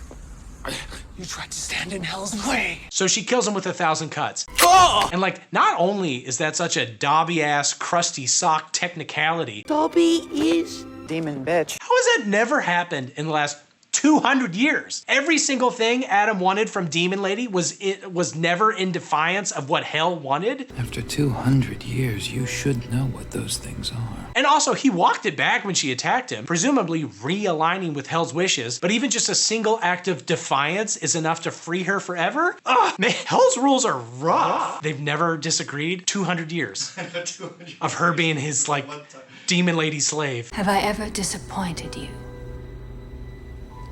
No. But he did get an extra 200 years of life to seemingly do whatever he wanted, and then he got a fairly quick death, so, you know. No. And like all the other movies in this franchise are filled with people whose big dreams are like getting their skin back. So really, I think Adam Scott is kind of the winner so far of this franchise. Everybody else is like, what can we do? What horrible things can we do so that I can have skin? And this guy's like, well, we had a good run. We had 200 years of living forever and pleasuring a demon woman. And I'm restless. And you're bored. But anyway, modern toy maker is actually an architect, and he wins an award for the best architect. But Demon Lady shows up at the banquet, and he gets weird flashbacks and barely finishes his mediocre speech and flounders off stage. Thank you. Good night. Demon Lady takes some other random schlub Idiot. to the basement of the building and finds a puzzle box in the wall. How? Why? Who put it there? I don't know. She forces him to toplessly solve it, which is pretty involved in lame foreplay. Like, imagine not getting laid until you answer these riddles 3 and solve a Rubik's Cube. I have such sights to show you. This is hard and confusing. All right. At that point, is it even worth it? I'm sorry, I'm just not very good at it. She's like, that's my thing. If you don't solve it, we're not doing it. Damn it. It's like, what are you, dating the Riddler? Time to play another game. No! Oh! Although, to be fair, when you solve it, hooks will shoot out of the wall and drag you to hell. Enough foreplay. But I'm not into it, you know? I'm just not a hooker. What's happening? But of course, Pinhead walks up all of a sudden. He's like, yo, yo, yo, I'm back in the game, bitches. Did you miss me? And he points out that this building has an entire room that's a real big ass puzzle box, technically. And indeed, Demon Lady goes to MTM's office, Modern Toy Maker. MTM is Modern Toy Maker. And he shows her his idea for a perpetual light system with the puzzle box design. I don't know what that means. To put it simply, it's something I want to do with mirrors and lasers. Oh, that clears that up. But yeah, dude, invent that never-ending illumination. Have fun getting assassinated by big light bulb, you idiot. Perpetual light. She leaves, but mentions that his blood remembers her. You think you don't remember, but your blood knows. And I guess this results in her banging him in his dream, but that's not what his blood would remember. As far as I can tell, his only ancestral encounter with her was watching her die, come back to life, bang Adam Scott, and then kill him. That's a pretty good life. None of those are good things unless you're Adam Scott or like a big fan of watching Adam Scott naked thrust, I guess. Thank you. I really needed this. Why are his blood memories so horny for her? This is why you should never trust your blood memories. Like most people's blood memories would be pretty awful and unhorny. Like Dave's are all about the great Italian pasta famine when they cooked and ate their own shoelaces in Chef's Boyardee sauce. She even says something later about how we were good together, John. We will be again. But like when? When you killed his ancestor? What are you even talking about? Oh, that's good. Maybe she thinks the toy maker is Adam Scott reborn because demons can't tell humans apart, which, wow. Racism? I expected more from an agent of hell. She's like, I don't know, all white humans are look the same to me. It's like, oh. I think all demon demon ladies like Oh. Pinhead and Demon Lady meet back up, and he's like, this whole temptation thing that you're trying to do is taking forever. Human acquiescence is as easily obtained by terror as by temptation. I'd rather inflict pain, since that's my scene. Also, I have a up dog now, and I would like to utilize him in some way. And I'm like, settle down, Michael Vick. Pinhead makes his point as the quarterback from hell. And it's like, hey, I thought you were all about temptation previously. Like, the pain part was supposed to be like a sexy thing originally. And B, what difference does it make? You're on the same side, right? You got somewhere to be? The time for trickery is past. I gotta run some errands. You're starting to sound like an anti-sex scene Zoom or something. Or like Prude Head. Got him. Woo! My suffering is legendary with that burn. You burnt. I can smell the exquisite stench. Oh, this little one. Oh. Anyway, here's a brief sequence where two pro-trans twin security guards get fused together by Pinhead. Would I do it with a woman that used to be a man? Like with a guy that had it cut off? Yeah, hormones, the whole bit. So what'd you say? I mean, I guess so.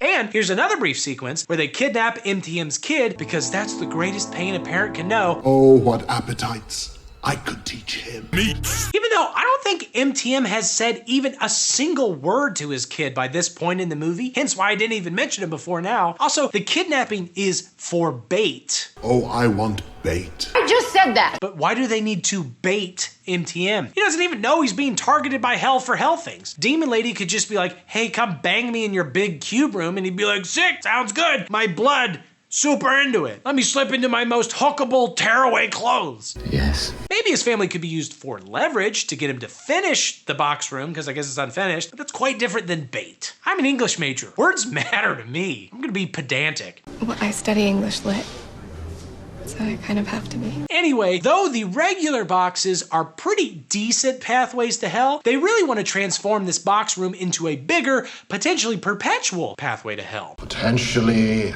a bigger pathway.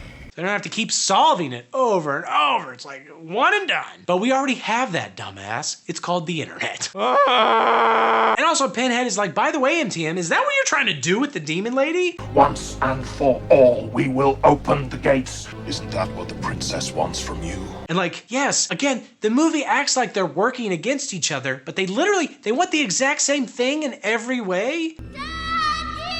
But the mom gets a hold of a small box and sends the dog to hell. Does this pathway work both ways? Which is insane, because I thought all dogs went to heaven. I come to say goodbye. Where are you going? I'm going straight to hell. Forever. Oh, Charlie, I'll miss you. And MTM activates the box room and it does something. Maybe. But clearly not enough, because Pinhead cuts his head off, which really should have been done via guillotine to tie it to the previous French scenes, but I guess callbacks like that would trick audiences into thinking that this was a movie instead of FBI bait to identify potential serial killers. Like, only complete monsters would pay to watch this in public. So young. So tender. It's like every time you're watching, there's like a guy in a trench coat that says FBI walking up and down the aisles, and you're like, that's suspicious. But I love watching all the horrible things that are happening on the screen. Have you ever, been watching one of your special videos on an airplane and then the field marshal tackles you or whatever? The air marshal. Almost every fight. If I could just fly once, watching what I want to watch and not be arrested by the air marshal. But no, thanks Spirit Airlines. So right. Daddy. Then the mom uses the box to explode shit and take out Pinhead and Demon Lady, and that's my story. The boy lived. He carried the bloodline. Do you still think I'm crazy? I mean, could a crazy person come up with that story? Exactly. Also, I led those demons onto the spaceship earlier. And did you succeed? Oh, yes. It was much easier than I thought. So if you don't mind, I'd like to finish doing whatever nebulous thing I was doing to finish them off once and for all. And he's like, and it doesn't matter whether you believe in hell, it's real and it's going to attack, which I think is actually factually correct and allows me to segue to a fun thing I like to do to talk about the objectivity of truth. The basic gist is there is objective and subjective, and then there is known and unknown. So where known and objective intersect, it's a fact. Known subjective is an opinion. So it's a truth of like, what's my favorite? It's like, it's true to me. Yeah. So it's inherent to the subject. What do you think is a unknown subjective? Twist, nothing. Yeah. Because what that would be, it would be like, Dave, which of my mom's dishes is your favorite? How can you have an opinion on a thing that you haven't experienced? The reason of saying this is because then there's unknown objective, which you would call a theory or faith or whatever. So when people talk about aliens, or in this case, what demons do to you in hell or whatever, you can't say, I have an opinion that aliens exist and you have an opinion that aliens don't exist, because they either do or they do not exist. And if they came to Earth and blew us up, we would all die equally. Whether you believe in hell or not, it's gonna take us there. So what that is we have theories. And it's just a little bit different because it means that certain questions like this have answers. Well, we just don't know what they are. The whole scientific process works is weeding out the opinionated stuff, right? Like, well, but it's not opinions. That's what I'm trying to say. Yeah. It's theories, and it's different. I don't know why I felt like I needed to say this in this video, but we're probably an hour in at this point. Who cares? Thank you for your time, everyone. Truth is objective. Oh, yes. And also, before we get to what actually happens in the movie, what I think should have happened is that the kid from 1996 should have somehow taken control of Demon Lady or Pinhead, and this guy 200 years later is the same kid. Like, we already know that Adam Scott could live for 200 years when in possession of a demon lady, and since we've already set that up, I think it'd be a really cool twist to be like, actually, the kid, you know, he got 20 years older and he resurrected them again when he was an adult so that he could spend the next 200 years devising a way to destroy them forever. Of course, while researching, he couldn't go against the wishes of hell, which would be difficult, but that in and of itself would be an interesting moral dilemma, right? Again, it's like poetry, so if they rhyme. So it's like, this is just an ancestor 200 years later, but it looks like all the other, like they just used the same actor for all three. So it would have been a fun twist if it was like his son figured out the hell box because his dad died, brought Pinhead and them whatever, and was like controlling them, and now he himself has spent 200 years being alive planning how to defeat them forever, instead of what just happened, which is just, I don't know, in 200 years, one of the ancestors is like, you know what I should get rid of? Are these demons. Dude, I get it. Sometimes I put off chores for a while. We'd almost given up waiting for you to play. But no, he just currently brought the demons back like 10 minutes ago and he has them trapped in a cell. Curiosity is satisfied. It's time for revenge. Dr. Merchant. Which seems impossible. They're demons. Can they really be contained within physical matter? I don't know, but since the story took like a full hour to relay, a soldier on the ship has found the cell and the demons use innocent voices to convince him to shoot the cell. They're like, oh my God, we're trapped in here. We're just like little babies. Just like, oh my God, I'm gonna get you out. And you're like, no. Dude, I know it looks bulletproof, but you could have at least yelled for everybody to get back or something. What is he, the descendant of Oscar Pistorius? Doesn't matter, obviously, and he lets the demons out, including Demon Lady, who is now a Cenobite, as well as the fused together pro-trans twins, and the rest of the soldiers. They wander around sporting freaking massive sniper rifles that are incredibly ineffective in the tight corridors of spaceships. They all get picked off one by one. Know your maps, noobs. And as a demonstration of how shitty the cinematography is in this movie, here's a scene where they do a dramatic oh my God face zoom. Parker's dead. What? But his face is entirely obscured in darkness. You've dramatically zoomed in effectively to a black hole in the screen. It's like a colonoscopy directed by a drunk Ridley Scott. It's like his face should come in to the light. Why would you dramatically, you can't see his facial features. Alan Smithy, I guess he just doesn't have the chops. More like Alan Shitty, am I right? His suffering is legendary with another legendary burn. You burnt. The descendant guy is finally released to finish the job, and the soldier lady goes to prepare an escape ship and also explode the dog that I guess did go to heaven because he's back? I did. Is this the plot of Quigley? The 2003 Christian movie where Gary Busey comes back as a dog and Oz Perkins, the director of Longlegs, is his guardian angel? Oz Perkins. Is this ringing any bells? Hey! I don't know, but Descendant Boy faces off with Pinhead, but twist, he's just a hologram because future. See, it's all done with mirrors. And he's actually on the escape ship, and the main ship is actually just a big ass space box, and it folds into itself, and they shoot it with a light laser, which makes it explode. What? And I guess it kills the demons, which is weird because the Bible never mentions demons' vulnerability to lasers. But regardless. What a journey. What an odyssey. Oh, it's like reading the Iliad for the first time. Wait, that's the end? Well, yeah, Dave, they're dead. They got shot by a laser. Have you ever read Revelations? That's how it ends. Then the angel with all the eyeballs shoots a laser at the space box they made to capture the Prince of... Dude, that's sweet. Dude, I gotta read the Bible now. Dude, that's it. Man, I hope this doesn't take like 200 more years. Is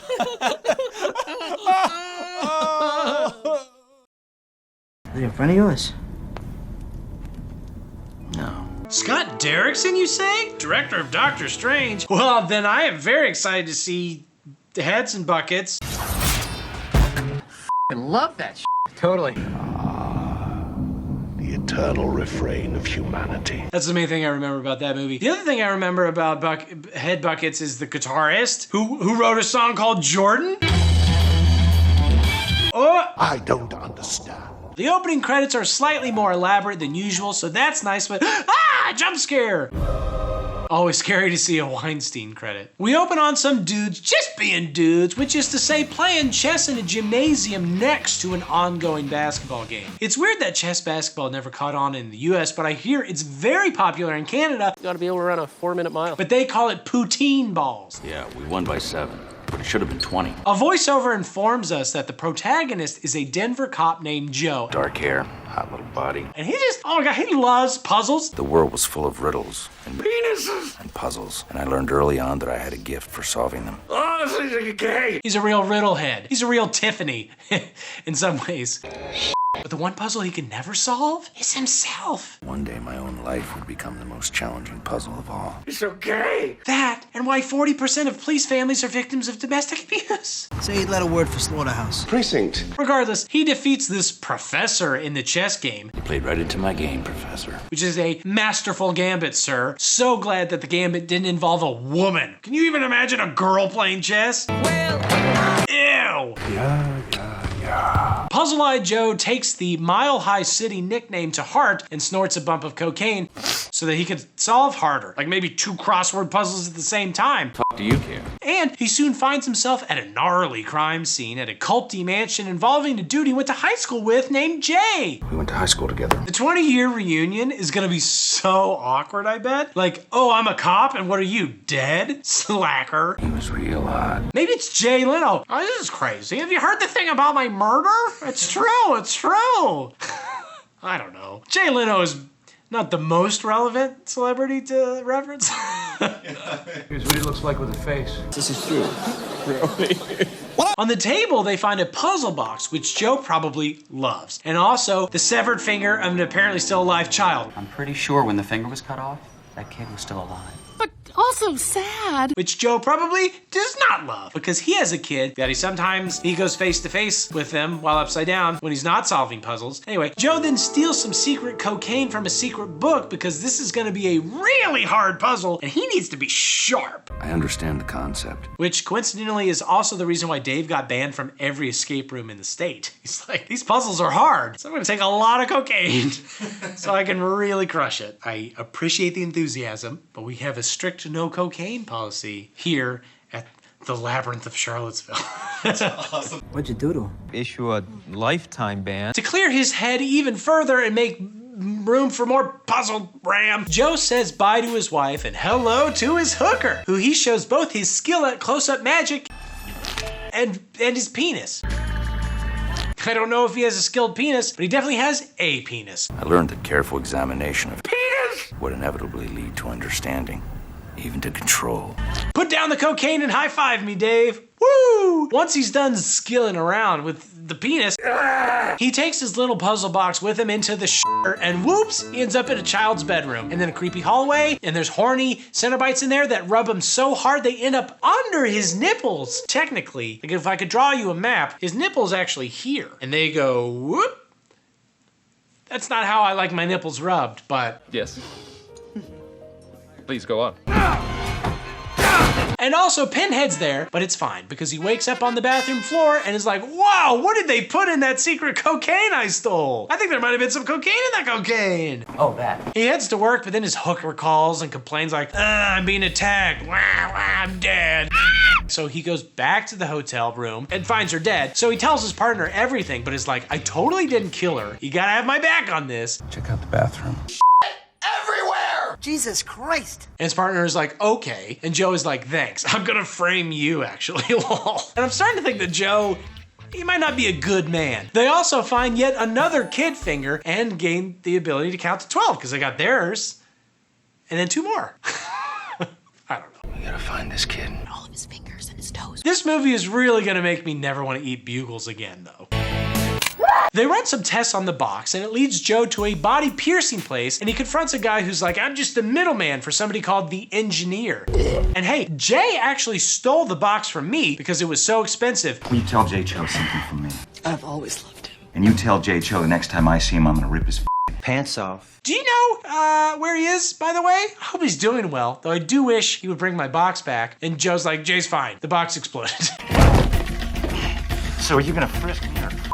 Why limit yourself? Why not both? And then he heads to his quadruple threat drug dealer slash ice cream man slash snitch slash friend to ask what he knows about this engineer. I don't know no engineer. That's so weird because that's what you are. You're my friend, my snitch, my drug dealer, my ice cream man. I got a new batch today of what? Drugs or information? No, ice cream. You got a new batch of friendship?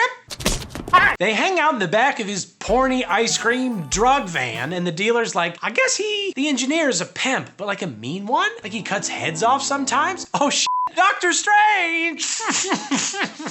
I love that shit. Totally. Scott Derrickson loves when heads get cut off. It's like, guys, have you ever heard of a head falling off? That's crazy. I'm gonna put that in every movie I ever make. But like, if cutting heads off is a crime, then I guess we'd better lock Dave up, right? Because of all the heads in your cocaine slash ice cream fridge slash friendship fridge. These are my friends. That's my friendship fridge.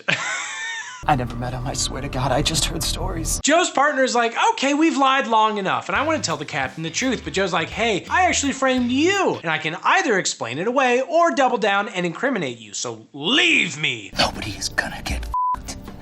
You see, that is the beauty of it. And then a random 10-fingered child comes in and hands Joe a VHS tape. Get the f*** out of here, you stupid idiot! He plays it on the bar TV, even though there are people everywhere, and it's immediately apparent that it's like a snuff film. It shows a Cenobite whipping the drug dealer to death.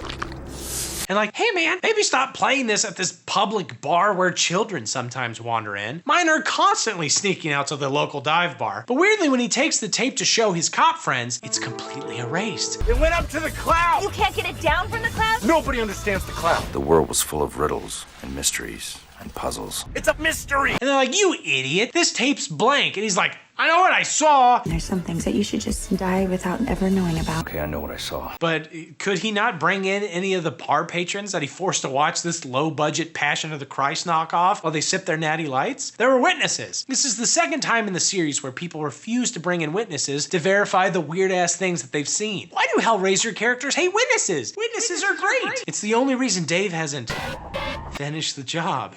I have a witness in the corner. Thank you, Meat Caleb, for being my witness. I don't understand this. But no, they send him to a therapist with major Good Will Hunting vibes, who does and says basically nothing. No. Like not even one improvised fart story. She used to fart in her sleep. She's the best thing in my life. Turns out, yeah, the dealer's actually dead. Just like you described it. No thanks to these two cops caught red-handed chilling in the back of the porn van, clearly just ogling pics. They find a phone with a voicemail leading them to another location. Find Mr. Parmazzi at a place called The Crossing, just past Blackhawk, at the end of Old Mining Road. What do you think it means? And let me tell you, for a cop who loves solving puzzles, so far every clue arrives pretty much just whenever it's required. He's not really solving a whole lot. I love puzzles. Let me listen to this voicemail. Go to this bar. Solved. Let me put on my puzzle hat. I bet they're at the bar. Damn it, Joe, you've done it again. Let's go, partner. Now he's in a literal saloon where every patron wears a cowboy hat. Somewhere nearby, there is a hat emporium owner covered in oil, wriggling his nude body all over his newfound stacks of cash. I mean, that dude hit the jackpot opening up next to the saloon. A cowboy walks up and is like, hey, the engineer. He wants you to play the game. And man, I just want one thriller where the serial killer actually hates games. The cops are constantly like, are you playing a game with me? And he's like, no, I hate games. You flatter me, sir. I just treat killing like a 9-to-5 job. I wish I didn't have to do this. I don't want to play any games. I want to be clear. I'm just giving you the clues via voicemail. It's very simple. The engineer likes games. It's very fun. Whatever. He sees the Cenobite again and chases him out back, and you're a hell demon? Why are you running away from a regular ass cop like you just shoplifted a stereo? And to make my point, Joe immediately trips and then is kicked a bunch by cowboy ninjas. Because finally, Hellraiser is returning to its artsy roots. That, I suspect, is the object of the game. Bullshit.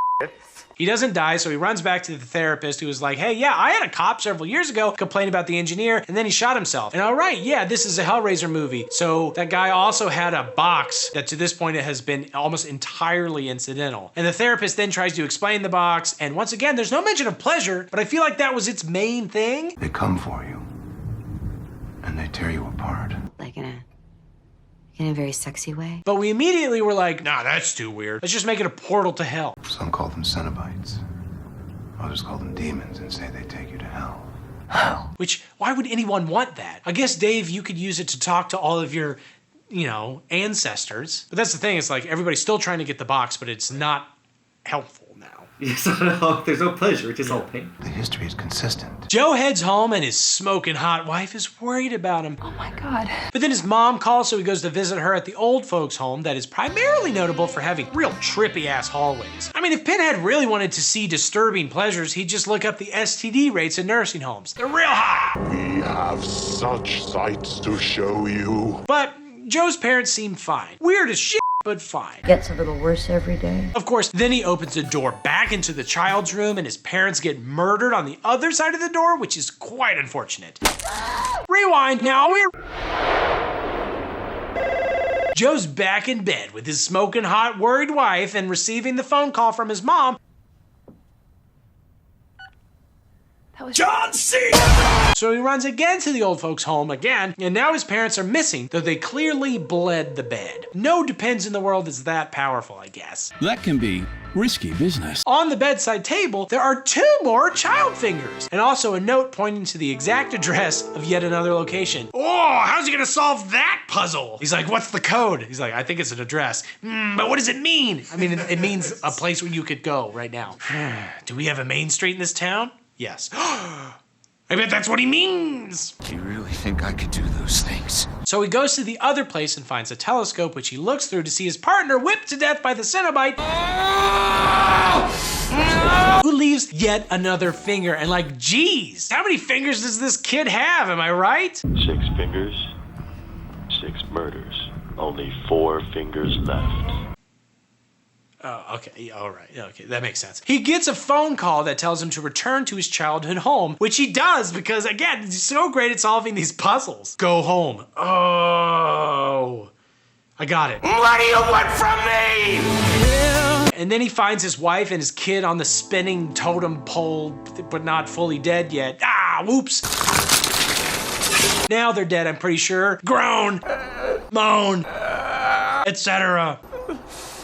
Then the therapist shows up and is like, hey, the child fingerprints, they match your fingerprints. And then he turns into Pinhead, but is like, hey! I am not the killer. And Joe ends back up in the kid's room, but now there's an actual kid there. And it turns out it's Joe when he was a kid. Joseph Thorne. And then Joe literally shotguns everybody in his life. Mom, shotgun. Dad, shotgun. Hooker, shotgun. Partner, shotgun.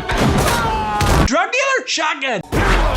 Guy who sold him the shotgun, you better believe it's the shotgun. You can't do that. Wrong. This is also how I deal with all my emotional problems. Hard day at work, shotgun. Feeling a little down, shotgun. Not enough sleep, shotgun, shotgun, shotgun. Multi-kill. Kill test. Finally, Joe runs out of slugs, so he kicks open a door into a liminal space where Pinhead is like, so the engineer is you, and the kid with no fingers, also you. Your mother? You. The hooker you slept with? You in a wig. It's all a puzzle. But anyway, your fleshy part is the engineer, and it's killing the soul part of you, which is the kid. Ain't that just a metaphor? I don't understand. You know? And then he's hit with chains and is like, why? And Pinhead responds with some bullshit. Your flesh is killing your spirit. And then Joe dies. Except twist, he wakes up on the bathroom floor to find his hooker sleeping like a prostitute baby. So now he resolves to care about his family and be nice to his coworkers. Oh, damn it, though. The prostitute calls and complains like, I'm being attacked, I'm dead. And he's like, shit, I'm in groundhog hell. And he shoots himself in the face, but yeah, he wakes up in the bathroom again. I guess he'll need to learn to love Andy McDowell or else he's gonna be stuck here forever. Just like me in real life, because Andy never returns my brick letters through her window. I'm just interested in you. Call me Andy. I left you clues such as my home address. Turn it off. Hey, have you ever crashed your truck and been like, man, I wish I had money to fix it? Well, you are in good, meaty hands because Allstate Insurance is here to help. Let me envelop you in my skinless meat of help. Come to daddy. Wait, are you sponsored by Allstate now? They wish. Are you okay? Not at all. We opened with a quote from Dante's Inferno, and that was last movie, idiot. You're a movie too late, idiot. It's followed by some garbage CG and garbage music that just scream early aughts in equal measure. Only thing that could have enhanced the effect would have been some hot lady in leather punching things. The early aughts were a golden age for hot punching leather ladies.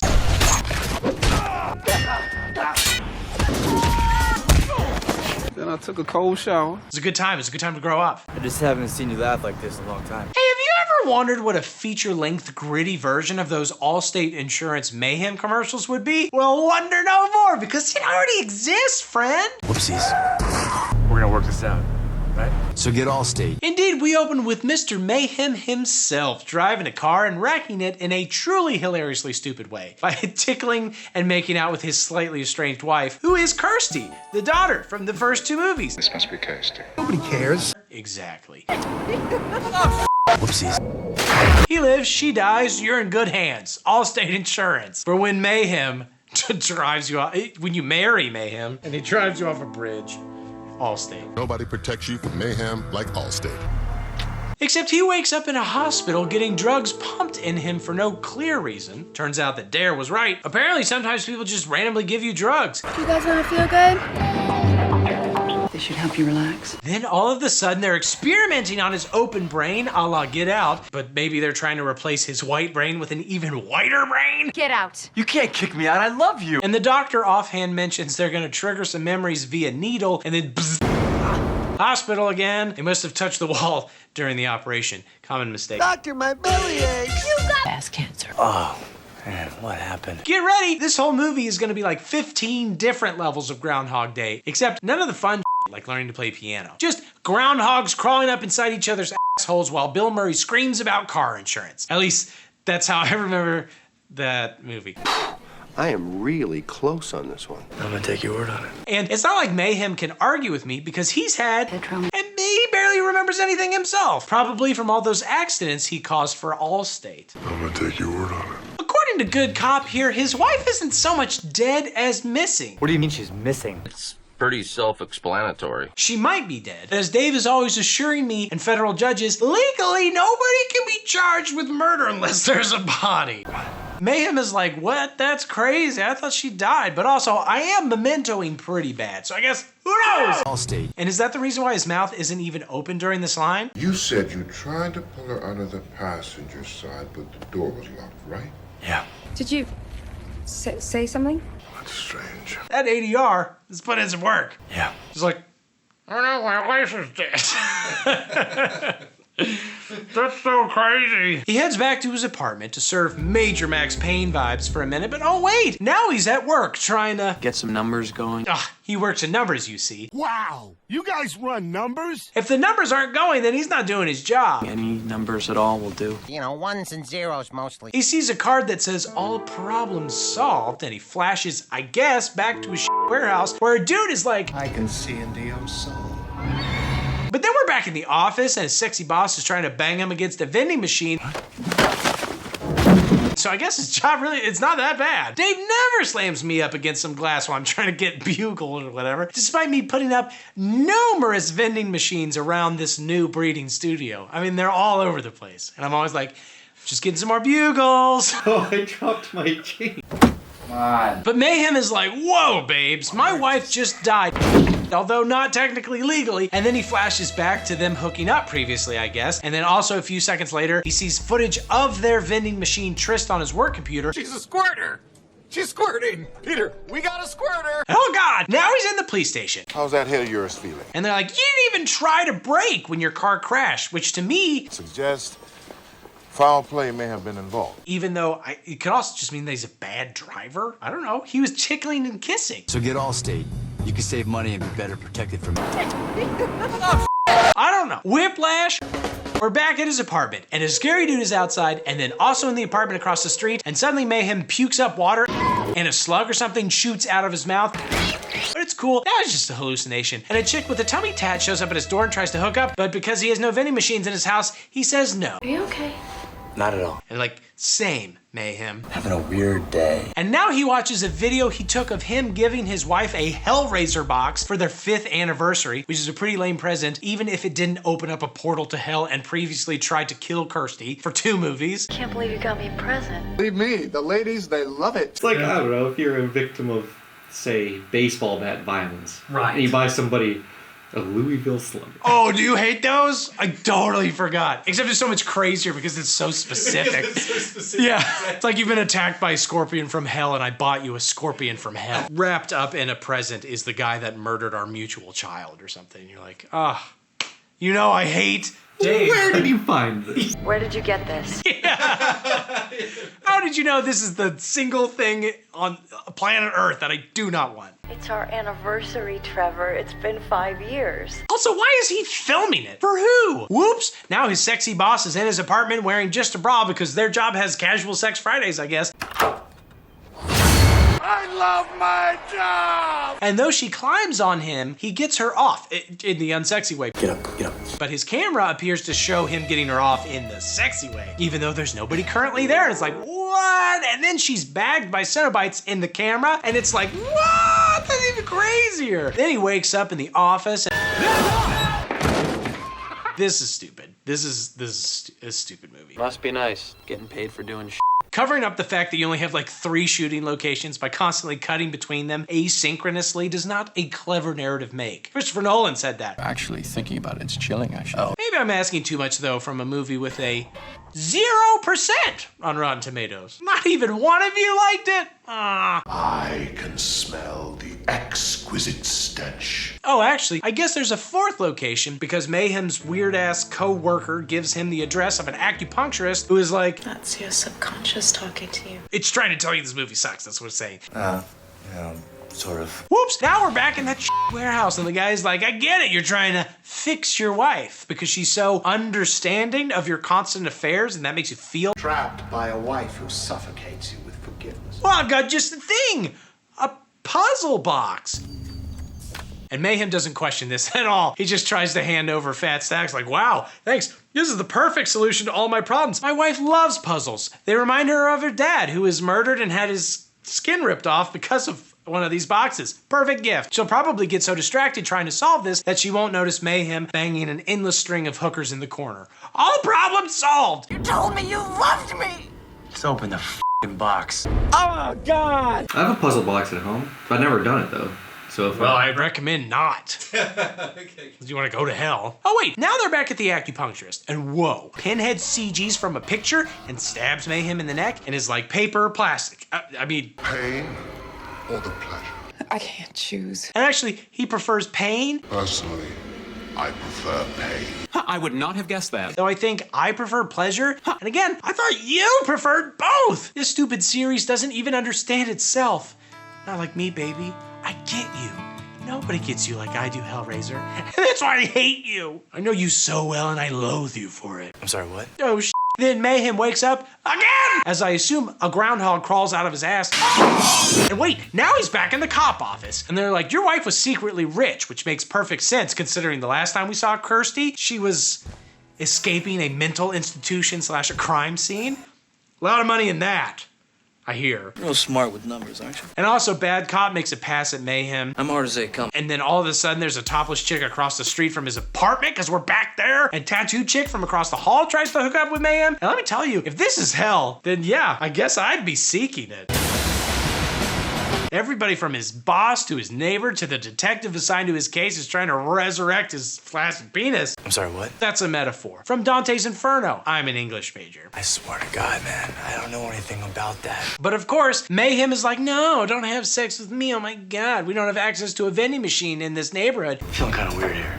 No? But then whoops, it's a Cenobite anyway, so I guess this is a bad hell. And even worse, it cranks his mouth. And then he wakes up and she's dead. And my man is getting crazy amounts of sleep. I mean, this story takes place over the span of 15 years of naps. He should start calling himself R.I.P. Van Winkle. Then Pinhead pops up in the mirror to be like, don't worry. All problems solved. I got some seriously weird shit. That sounds like a you problem. I can smell the exquisite.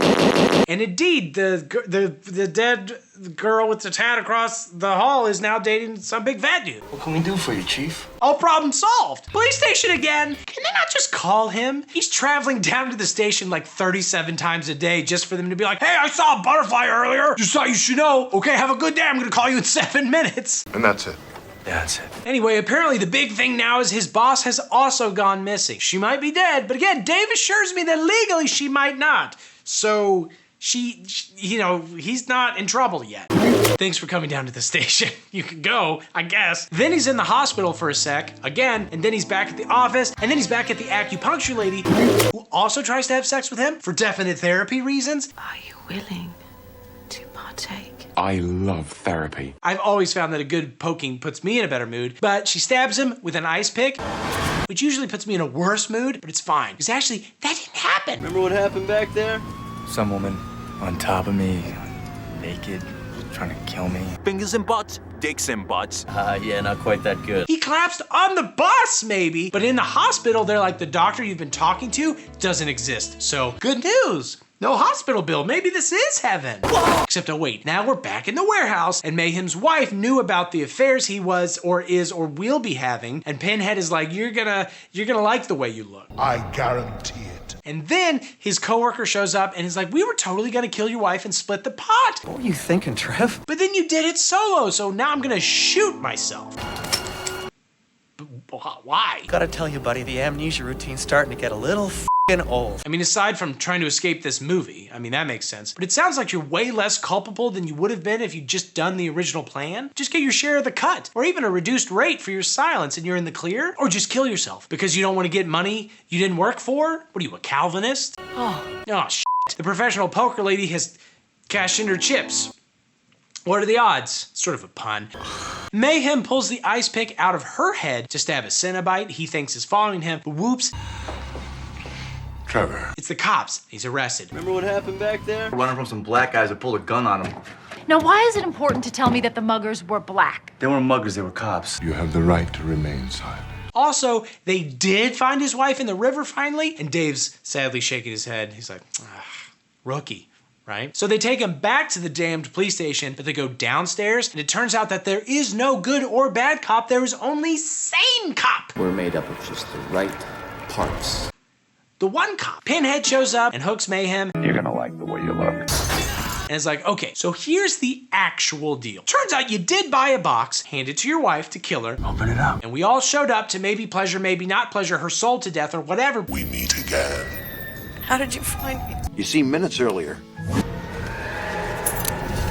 But she made a deal with us, just like she did in the first movie, you dumbass. Great plan. Kirsty was like, what if I bring you 5 souls in exchange for my 1 soul? And Pinhead is like, A, great at math. He has like pi right in his name. And B, Pinhead's already 0 for 2 and trying to screw Kirsty over. I will bring you 5 souls in exchange for mine. 5 is more than enough. So he's like, sweet, good deal. And I guess all that trading souls means is that Kirsty's gonna go murder people. I was impressed with her handiwork. Seems like people should always make that deal when the Cenobites show up. Hell, every full moon, Dave tries to make that deal with me, even though I insist I don't want any souls. Least of all his. He's like, I'll just kill a couple anyway, just in case you change your mind. But anyway, so Kirsty kills all of Mayhem's former lovers, and then also Mayhem himself by shooting him in the head while he's driving, which is why he drove off the bridge. So get a big f***ing gun. You can save money and be better protected from mayhem like me. It is famously quite difficult to not drive off bridges when you've been shot in the head. They say. I don't see why they're mutually exclusive. And then the cops buy Kirsty's story that her husband just shot himself in the head while he was driving because he was so sad about all those people that he'd murdered. I'm sorry. Which, just for clarity, isn't really a thing, Dave assures me. Anyway, the cop is like, that makes sense to me. Oh, here's your box back, lady. And Kirsty's like, sick. So, that's it? Seriously, we never see her character again. The whole movie is, I guess, some sort of hallucination that Mayhem had well after he died and while he's actively in hell, maybe? They pan around like it's the end of The Usual Suspects, being like, see? One of the coroners was the doctor who maybe didn't exist and stuff like that, but what the hell was the brain surgery thing about? Maybe just his autopsy? Oh! I just realized I don't give a shit. What a breakneck piece of a movie. Hey, dude. I wrote an article about you. Look at it. Okay, I'm seriously starting to regret bringing you back right now. Well, if you don't, then I'm just gonna be laying all over your new studio floor, being all goopy and shit for eternity. So, your choice. That's true. Somebody mailed us this thing about 2 weeks ago. What is it, porn or something? Hey, ladies. What's deader than being dead? Oh, I already said it. It's deader. I also would have accepted Kevin Sorbo's career. Wait a minute. But naming the 7th Hellraiser film Hellraiser: Kevin Sorbo's career would be too controversial, I guess. Disappointed! But anyway, it, like I assume the writing of most of these screenplays, begins with a bunch of drug stuff and drug users, including this lady who wakes up and takes a bunch of pics of the shenanigans. She also tape recorded everything? What a narc! I got what I need. Oh wait, no. She's a reporter with several hard-hitting bylines like how to be a crack whore, which just shows how old this movie is. I mean, firstly, we call them crack cocaine sex workers now, madam. Thanks for making me look good, guys. And secondly, these days you could just do a quick search on Quora, WikiHow, or Dave's TikTok and learn everything you need to hit the streets as a pro crack sex worker. Thanks again for your contribution. I have a Patreon, so I'd rather push that than do crack whoring. At least for the purposes of money. I could still do it for the love of the craft. But Quora doesn't exist yet. And everybody's eagerly anticipating Amy's follow-up story. The girl's name is Amy, which based on her last article is probably, what, how to be a meth whore? You want me to show you what I learned? Right here. It's not too much trouble. Man, she's so lucky that she's found her thing. The hardest part of creating is finding a repeatable format that works. How to be a crack whore, how to be a meth whore, how to be a marijuana whore. That one's a little trickier. Were you Googling how to be a crack whore? Yeah, it's good to brush up on basics every once in a while. Is there new research? I've got it all right here. Although it does sort of seem like she, like me, is in the unfortunate position of having found a format that is insanely difficult. Believe me, I explained all 3 billion movies with crack whores in it while I turned tricks in downtown Charlottesville was not easy to make. I mean, I made Dave do all my crack stunts, but I was pretty loopy by the end of it too. Not a lot of people have crack stunt people. Crack stunt who are very eager. Watch the tape. Gesture. But fortunately for Amy, her boss has a lead on what her next story could be. What is it, porn or something? Well, why didn't you say so? Actually, it's about a cult of deaders. Not debtors. Deaders. Yeah. It's the same Hebrew word. Who kill themselves and then make out with a dude, which brings them back to life. This is sick. I know, right? Super sick. Way more fun than what I get to do on Friday nights. I don't think I've gone out and killed myself and then made out and then come back to life with the boys even once since having kids. Ugh. I miss it. Me and the boys hitting the town, shooting ourselves in the head, then kissing each other and coming back to life. I mean, to be young again. Exactly what I said. Anyway, Amy's boss, who slyly looked over at her approximately 30 times while this tape played, she's watching these people like kill themselves and make out and come back to life, and the whole time he's like, Just watch. Anyway, he's like, so yeah, this is your next story. Unfortunately, this tape was sent to us from the extremely cheap filming location of Romania. Amsterdam is so 90s. Have fun. Try some cabbage rolls. I hear they're great. You know me too well. So now Amy's in Romania, sniffing stinky apartment doors and bribing a dude to let her inside where it's even stinkier. Does it always smell like that in there? Smells like this. Smells like... And the first place she looks for clues is in the fridge. Why do they always do this in movies? Like, realistically, what is she gonna find in there? A note written in ketchup? Cheese sticks laid out to spell meet me in the train station at noon, bring cheese sticks? Lunchables that, when correctly assembled, open a door to hell? Oh no. I don't know what I expected. Actually, in this franchise, but anyway, I swear every single movie where they open a door to a stinky ass apartment looking for clues, they first begin with the fridge. And inevitably, yeah, it's stinky in there too. Why would she lock her fridge? Yet they never look in the toilet. I was like, what's in here? Oh, old food? This person has been gone for a month. They probably left their passport in the fridge. Or their itinerary. Ticket, hotel, per diem. They may have been in the toilet. Amy eventually finds a probably dead by autoerotic failure lady who holds a pleasure box and has a package. No, not like that. I mean, there's a package on the floor behind her that says, help us on it. Oh, wait, she's not dead. Oh, no, she is dead. My bad. I'm so bad at identifying corpses. You'd think I'd be better at it after years of hanging out with Dave, but... Back at her hotel, Amy gets comfortable, opens up the package, which has a key, and because the ring came out a couple of years earlier and made a lot of money, a creepy tape. She plops in the tape and sees the not at all dead woman at this point, who says, honestly, a bunch of things that made my eyes glaze over and my brain leak out of my nose. I don't know. Until eventually, she's like, hey, to be clear, if you remember one thing. Above all, don't open the box. He needs for you to open the box, but don't. And also, go talk to somebody at the train station. I actually spelled that part out in cheese sticks in the fridge. I don't know if you saw those. Do not eat them. They're for me in case I ever figure out how to not stay dead anyway. Bye. Please do it. And Amy also apparently wasn't paying attention because she's like, wait, what did you say about the box? Open it. No, Amy, that's the opposite of what she said. I don't know what I expected. Too late. Don't think for a moment you are not in danger. I actually wasn't thinking that at all. And never mind, that was just a classic Hellraiser hallucination. Trademark, sorry.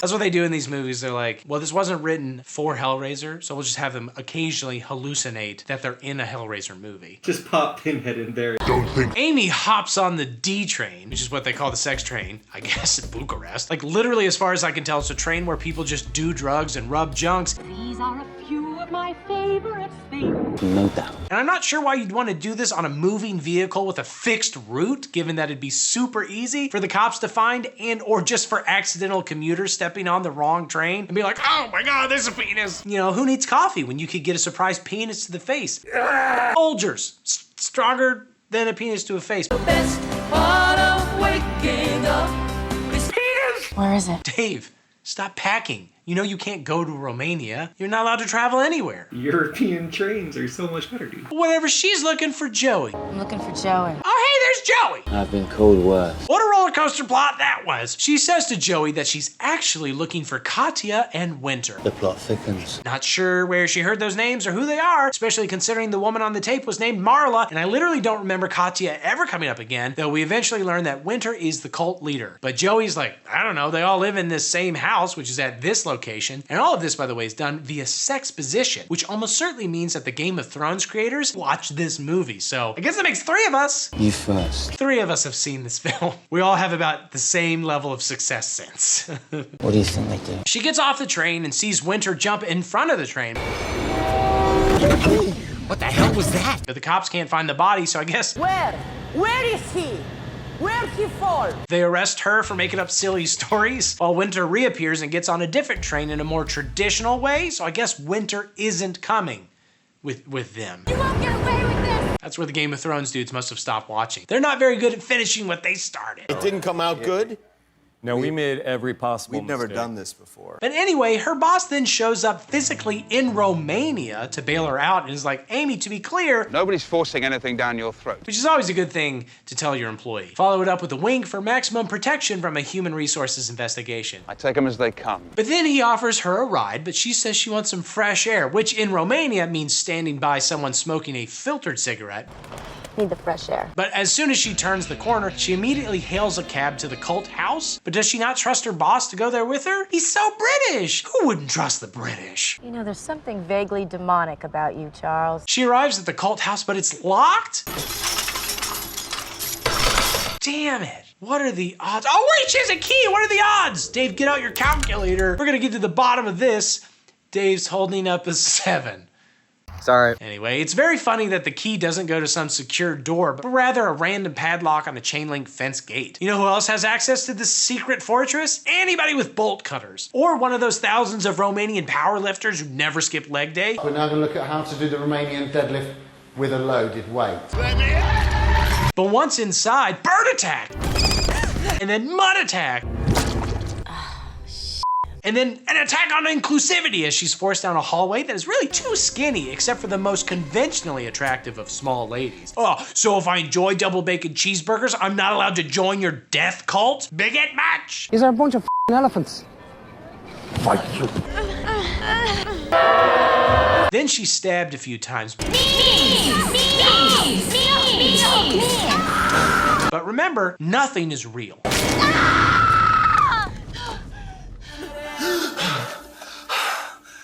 Damn. So actually, she's just a girl standing in front of a shirtless boy who is begging her to shh. Can I just say no to your kind request? She's brought to the old suicide bed where Mr. Winter makes out with a goatee, which is probably the worst thing to make out with. What are they getting from this experience? Just a cool story to tell your friends later? Try to fit in a F-line sesh at least once a week.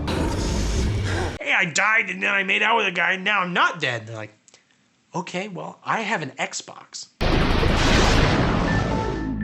don't know, but Winter is like, I chose you. And she gives him the box and he's like, nice, this is a family heirloom of mine because this is technically a sequel and a prequel to the 4th movie, which means it fails at 2 things. Though there are others who might disagree. That's not true. And the box rightfully belongs to him. Amy doesn't seem to have the heart to tell him that actually there's just like a ton of boxes in this world. There's a green one and a pink one and a blue one and a yellow one. Like every random guy has like 5. Your family patent clearly didn't stick, bro. And Mr. Winter is like, I need your help, Amy. And she's like, it was real.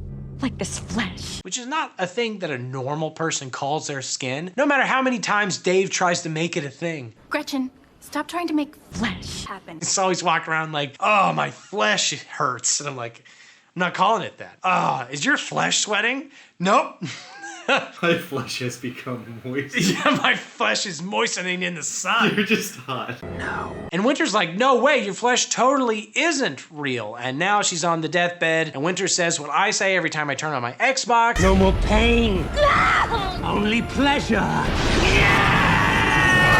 And then she wakes up wet and naked in the tub, so pleasure indeed, as advertised. On Yelp. But then she lays down on her hotel bed and gets stabbed in the back somehow, which is a 1 out of 5 on Yelp at best. I don't care how much bacon the continental breakfast has. Also, the knife is in the worst part of her back because it's like super difficult to reach. It's like the worst itch of all time. And it takes her for like forever to get out. Oh, and also Pinhead shows up and says she's a soldier in somebody else's war. A war that he can never win. And her soul belongs to Pinhead, but also he needs her help, sort of, and the debtors also need her help. The debtors have discovered an entry into my world, but they can only complete their journey through you. Honestly, I don't understand anything about the plot this time around, other than it sucks. No! I get that. Maybe it's because this was written as not a Hellraiser movie, but then somebody decided, hey, what if this was a Hellraiser movie? Just throw Pinhead in there every, 20 minutes and boom! It'll probably get rented, 7 or 8 times from Blockbuster. No. So whatever. Now she's walking around and she hides her still bleeding blood from the cops with a bunch of newspapers. which is kind of a powerful metaphor for journalism. Blood. Ruby red blood. Her blood. Maybe. This was the worst day of her life. And then just like Dave after Lent, she's back on the sex train, baby! He was very sad because he thought no one would ever see his lovely green penis. Don't even start. She goes to Joey to ask for help with her bleeding knife wound, and he's like, well, I'm dead. But I think he deserved his punishment. Don't you? Along with everybody else on this train. The D train is way less fun during the night shift. And like, same, just kidding. I never sleep. I spend all my nights editing these videos. Please sign up for my Patreon so I can pay more other people to do it so I can get some sleep. No!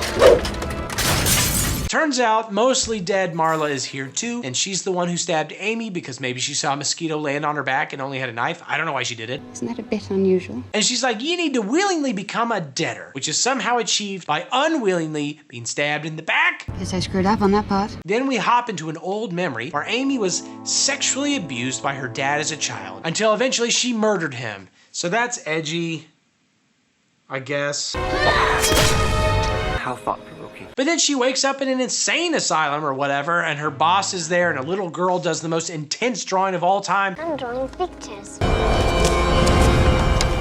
Only to basically draw Amy as Two-Faced because she's a catty bitch. What do you think? You scheming, two-faced bitch. Then Amy talks to Marla again. At least that's what they say. And she's looking pretty much fully alive and is like, you're here to seek out ultimate pleasure for Mr. Winter because he can't open the box. That's really only something that extra sad people like you, Amy, can do. And Amy's like, oh, nice. And then she starts bleeding again until she passes out. And she wakes up on the deathbed again. And she's handed a knife. And it sucks that she can't use a gun like the other girl did. Or like an Arby's beef and cheddar like I will someday when my videos stop being watched. I'm gonna live stream myself choking down Arby's until I die. How long do you think that would take? 10 minutes? Amy actually seems to agree because she's like, I don't think so. And she hucks the box, which was nearby. And that causes a bunch of Cenobites to come out and be like, you thought you could control us, Mr. Winter? Well, you can't. And also, you hooked. Then Pinhead blasts a hole through everybody else in a way that can only be described as Angelina Jolie at the end of Wanted-esque. Because there's literally no other way to explain it. And then Amy grabs the knife and kind of limply swings at nothing for a minute.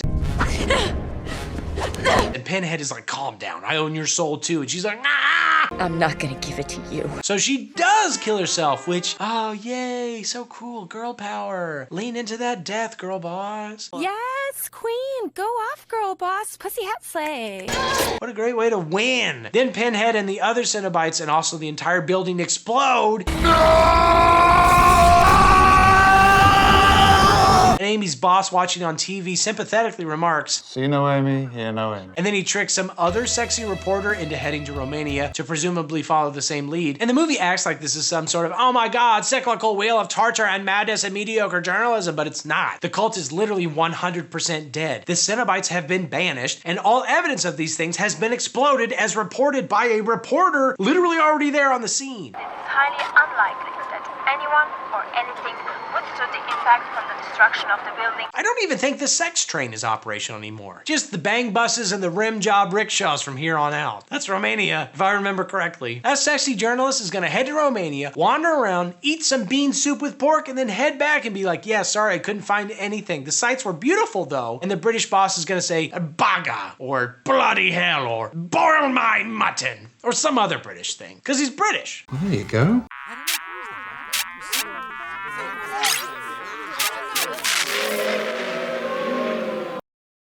Well, you know what's getting hot? Ooh, this time we've got scary, sinful fun for the opening credits because the devil produced this movie, probably. And indeed, we're attending a funeral for a guy named Adam, who died doing what he loved, man. Digging and screaming. I love that for him. Man, I just wish I could see Adam naked one last time. I wish you could see his face. Oh, yeah, right, that's what I meant. Except hot girl Chelsea here peeks in the casket and bro is looking rough. No, I don't know what I expected. But still, it's just so wild that Adam died considering. We were all addicted to Hellworld, man. Oh, we sure were. Although this sad boy Jake seems to still hold the others accountable. I feel so much better now that you guys are here. This is a tense funeral. I hope mine will be more fun. I've already booked a balloon animal guy. So be like, he's dead, but he really loved to make people laugh. We have to live with that now. But okay, so now it's 2 years later, and as it turns out, Hellworld is a Hellraiser-themed computer game. Just like any other ultra-violent, 24-hour, widely popular, yet utterly purposeless, embraced by the masses internet role-playing game. I'm an OG gamer. And we're getting hell boxes instead of loot boxes, so it's more of a lateral move for gamers than anything. Basically, this is like how in Matrix Resurrections, they think the Matrix movies were actually just cool video games. Matrix means mayhem. 100% mayhem, 0%. But hey! You've just been invited to the 5th annual Secret Hellworld Fest. They all agree to attend because, I mean, tell me you wouldn't go to a, I don't know, like a World of Warcraft party? Oh. Definitely not a Portal party because the cake there isn't even truthful, but this will be more fun because unlike Wowheads or the executives over at Time Warner, Hellraisers know how to party. road trip! Oh! Turns out the party is in a party mansion and it's got everything you could ever want for a debaucherous video game themed party. Gratuitous too. Necessary to. Oh, I was actually thinking like Halo 2, LAN, and then maybe Unlimited Code Red, but sure, boobs are cool too. That's all you can get. Do you need to spring for the DLC if you want butts? I don't know. I'm died and gone to hell. But look, their weird not friend Jake is also here. From State Farm. No, not that one. This one. Now that's what I call a buzzkill. The party host, Alien's Bishop, is like, hey, want to come smell my Hellworld museum? Oh. But wait! There's more where this came from. Oh, good! This place is all skin and bones. I love it. They head to the basement, and Superman debuts the song he's been working on. And also there are jars and shit, which is very exciting to Allison here. But you know what's getting hot? She feels comfortable claiming that she's sexually aroused by dead babies in jars, but does not feel comfortable saying the word nipples. You sound surprised. I think you might want to rethink your priorities, Allison. Even Dave is contorting his facial features in a way that expresses confusion. Maybe this is a clever satire of American numbness to gore but weird prudishness when it comes to sex or terrible writing. The world may never know! Have a high tolerance, do you? Also, Bishop stabs Chelsea with a nail and she flips out, but it's fine. Is everything cool, Chelsea? She was just having a womanly overreaction, as they do. Oh my God, babe, if you complain about the nail I stabbed you with one more time, you stab someone with a nail one time, you never hear the end of it. She hasn't even started drinking yet. They head back upstairs for some anonymous debauchery, which is actually what the internet was founded on, but in this instance means cell phones and masks that have numbers on them that I guess you can call if you want to have sex with the body attached to the mask. You wish to engage in the pleasures that only flesh can bring. you'll be arrested. Which was my original pitch actually for the internet. But A, these cell phones are apparently fully functioning, but I guess just nobody at the party owns their own personal cell phone yet, so they have to hand them out. Sweet. And B, nobody really adheres to the mask rule with any sort of rigidity, so they could just walk up to the nicest pair of boobs or balls in the room and ask to touch them like the good old days, like the analog days. No need to bring intrigue or technology into it. Just Amish it, people. Talk to each other. Grow beards without mustaches. Get aroused by ankles. Raise some barns. Smuggle drugs across state lines, apparently. That was the thing? That was the thing. Anyway, whatever. They all split up now for their own adventures that I'll now summarize for you because this is how my personal hell operates. Dave and I came up with an idea for a video format that you all seem to enjoy, and now I can't do anything else. Join my Patreon so my pain can at least be recycled into food for my children. Why couldn't you have been like, Jordan, we'll all subscribe if you just for 5 minutes a month just talk about your feelings. Unedited. The gamer channel. It's like, oh, have fun and play video games. We'll just hate you. But no. I'm gonna watch the worst movies on earth and then talk about them for hours and hours. And I edit it so hard and everybody's like, God, why do you edit it so hard? I'm like, you edit it too much. Sweet. So Allison sees a room that says keep out, but she's like, As if. That sign can't stop me because I can't read. which along with her haircut fully cements us in the world of 2005. Yeah, right. Yes, queen. Go off, girl boss. Pussy hat slay. And inside she finds some statues with dicks and a Saw-esque torture chair that is apparently not for children. Kids, don't try this at home. I wasn't going to. But also apparently not really for adults because she sits in it and dies once Bishop activates the chair. blades. Which is crazy because this happened to an uncle of mine once. If you don't follow the IKEA instructions exactly, it's like lethal. Derek tries to dance with a chick, but gets immediately short of breath because, I mean, dancing is hard work. And to make matters worse, he drops his inhaler into a vent that leads to the basement. No! Where, to make matters worse, he gets his head chopped off by Pinhead. He was decapitated? Which also happened to another uncle of mine at a different IKEA. These places are dangerous. But also, I feel like Pinhead only gets half credit for that kill. It's like spearfishing a trout that's already flopping around on the shore. Look, if he's gonna become just a straightforward serial killer slasher like every other horror movie, we're gonna start scoring his kills. That's the job, Pinhead. Is it just a game now? Superman wanders around the party using awkward, lore-specific pickup lines. Honestly, like a true gamer. I am effusive about getting the, being loyal to the source material. I'd love to see your puzzle box. And it works in the sense that he gets a nice blowy, but it doesn't in the sense that even though he's Superman, he could be a real Batman about reciprocating oral pleasure. I disappoint my fans. But whatever, he begrudgingly goes down to the basement where the girl locks him in for giving her, you know, lady blue balls. He makes no attempt to escape. Hello? And is soon hooked to death. Must have been a kryptonite hook. Man, this party is not good. Jake wanders around looking for some hot chick he met in a chat room that he's supposed to be meeting at the super cool party, but everybody at the party is completely ignoring him, which he thinks is weird. But also, that's how everybody treats me at parties. Is that unusual? Is that unusual? Is this a joke? Is this a big joke? I don't know, but unlike most parties I've been to, Jake sees a bunch of dead hanging hymns for a second, and he accidentally pokes himself with a spiky puzzle box. Overall, it seems like the whole party's gonna be a bust, until he sees a random nun on the top floor that he then chases and then busts inside of. All the best parties have nuns available for busting in. Nothing beats getting back in the habit. Am I right? Unfortunately for his newfound lover, who is presumably in the habit of throwing away her chastity vows, Jake spends his post-coital come down dreaming about Adam being all sweaty and dirty and bloody. I can't take this no more! And by the time he comes out of this Adam daydream, the nun is gone, probably to confession. I've been a bad boy, Father. So he wanders around a bit, but still can't get Adam out of his head. Especially the part where he doused himself in gasoline and set himself on fire, which is literally as hot as it gets. Oily! Oily!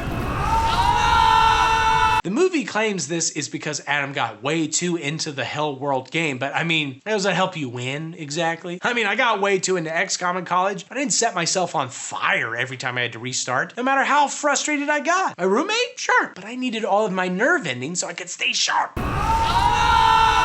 Whatever, Chelsea thinks she sees dead Adam, who she used to date, by the way, hence why she wanted to see his naked face, so she follows him into a room where, whoops, he's not there. And now she's locked in. Ugh, a classic honeydicking. You honeydicking? What does that even mean?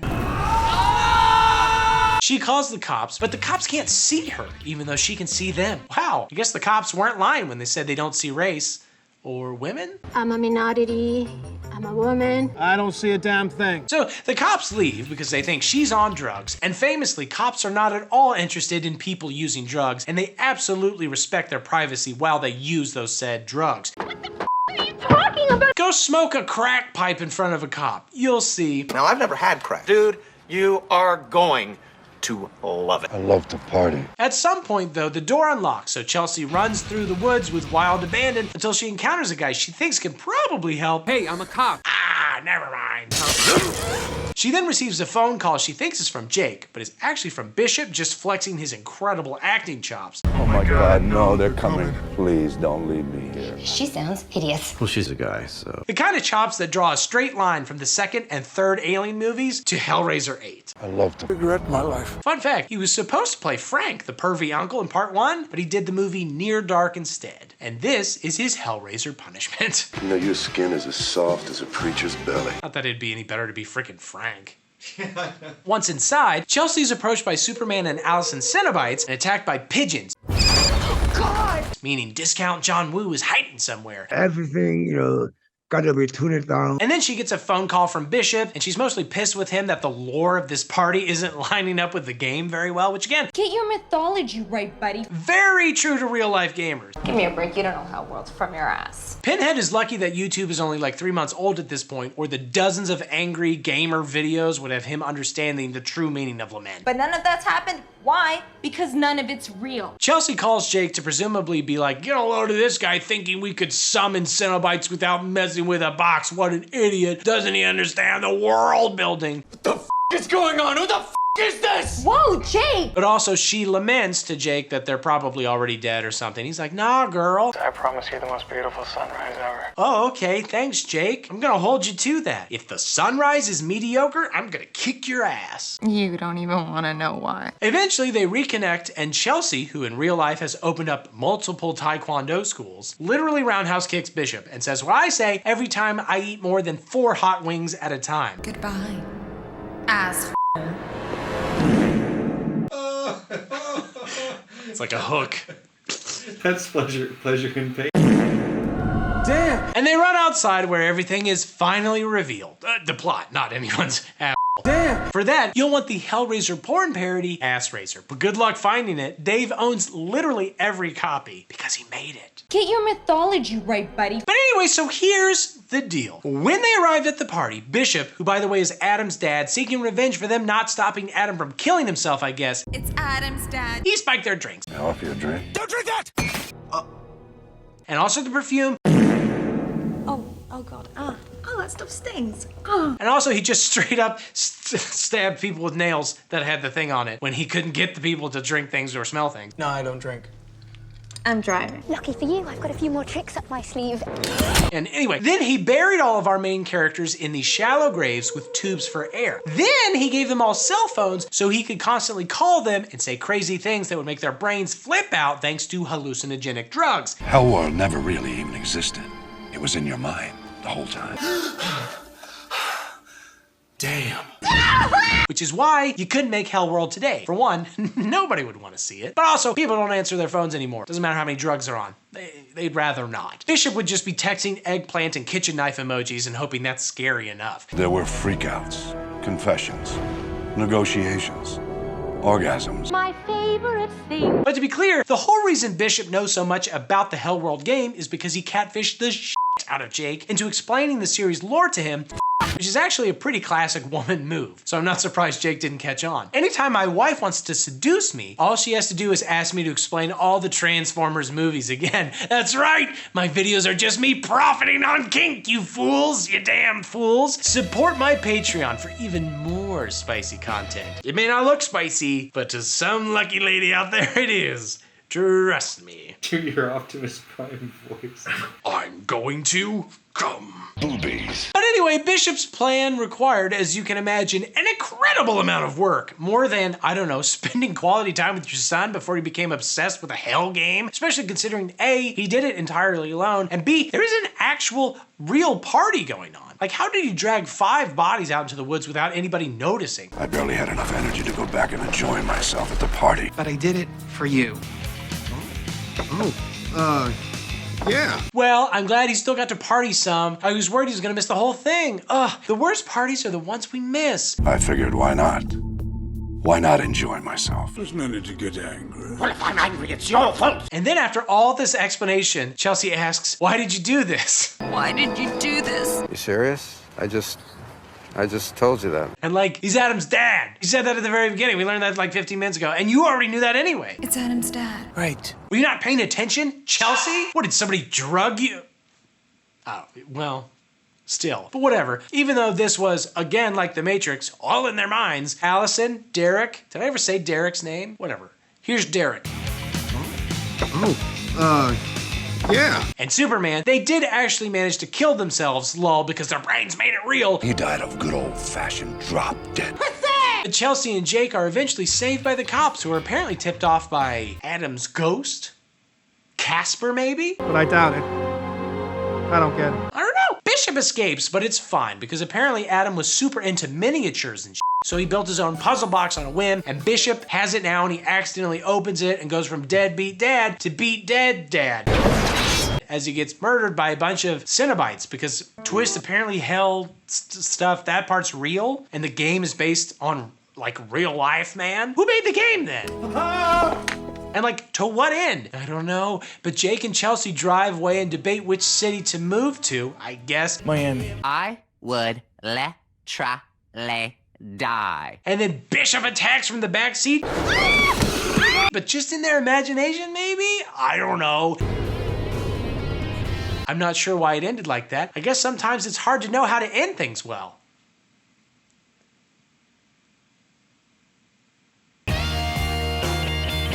Oh, there we go. We are almost there, my guy. Oh, what happened to you? The plan is to get your dick wet. So the thing about Hellraiser is, it's a lot like Spider-Man, in the sense that if you don't use it, you lose it. No. To explain that a little more. Dude! Just like how Marvel granted Sony a license to use Marvel characters in movies as long as they were in a movie every 5 years or so, which is why the MCU still doesn't technically own Spider-Man, and why we're still gonna get Spider-Man knockoff films like Madam Web, Morbius, and Ditkovich, the origin of Spider-Man's landlord until the sun explodes. The Hellraiser license can also expire if films aren't made regularly enough. And so was that possibly literally Harvey Weinstein, but definitely at least his company woke up one day, rolled over, looked at their calendar and saw a big red circle around Hellraiser expiration day just around the corner, and we're like, oh my God, I totally forgot about that. We better crap out something that's technically a movie within the next, like, literally, I think it was like 6 weeks. The result is a 70-minute home video looking student project, which couldn't even convince the original Pinhead actor to return, nor convince series creator Clive Barker to not tweet about his butthole. My anus is bleeding!